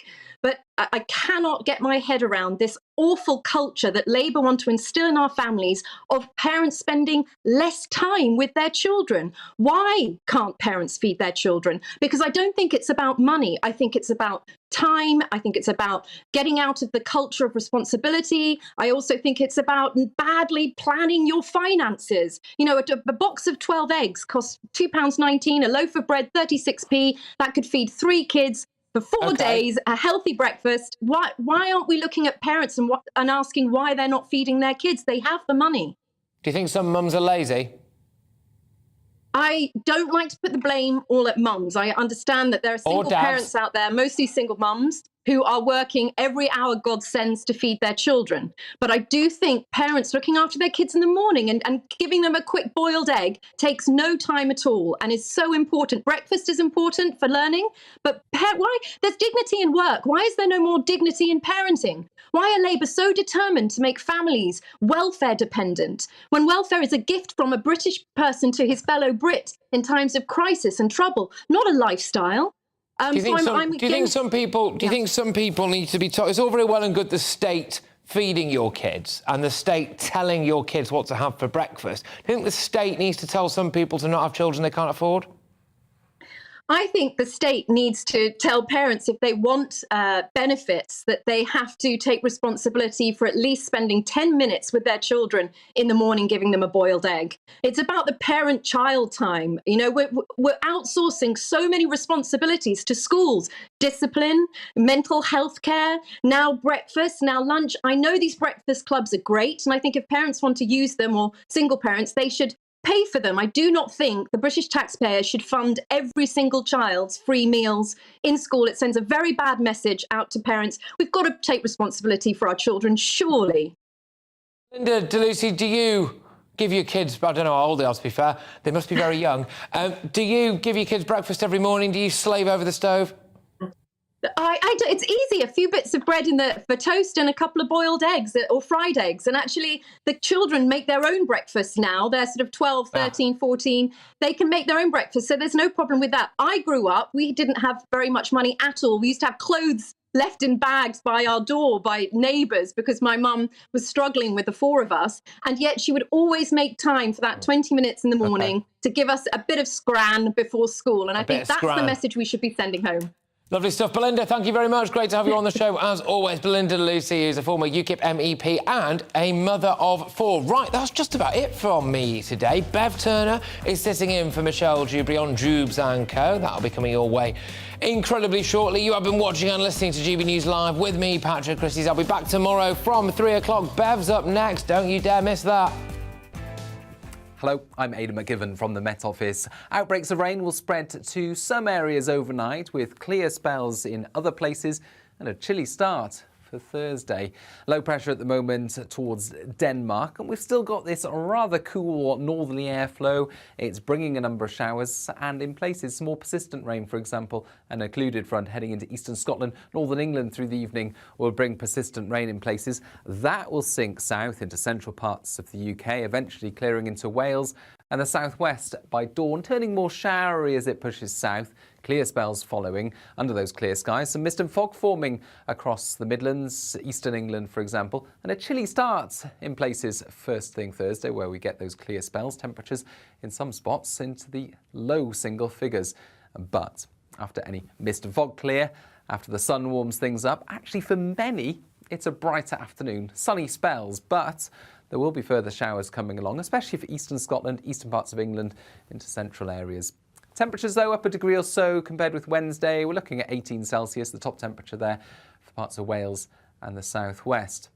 Down to Thursday evening, areas of showers will push south, fading away, and lengthy clear spells then for many, at least at first. But for Scotland and Northern Ireland, thicker clouds start to arrive, the wind picks up, and by the early hours, outbreaks of rain into the far northwest. That'll keep things mild here, but across central and eastern parts of the UK, well, it's a colder night to come with low single figures in places and some dense fog around first thing Friday.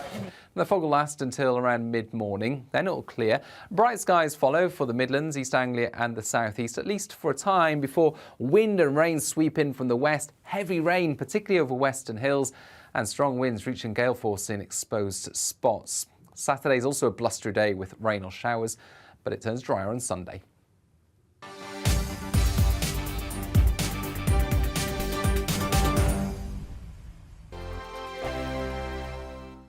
We are GB News. And we'd like to say thank you To each and every one of you. for helping our great nation Find its voice. We're absolutely everywhere. Across England, Scotland, Wales and Northern Ireland. On TV. On radio. and online. We're proud to be The People's Channel. Britain's News channel. On the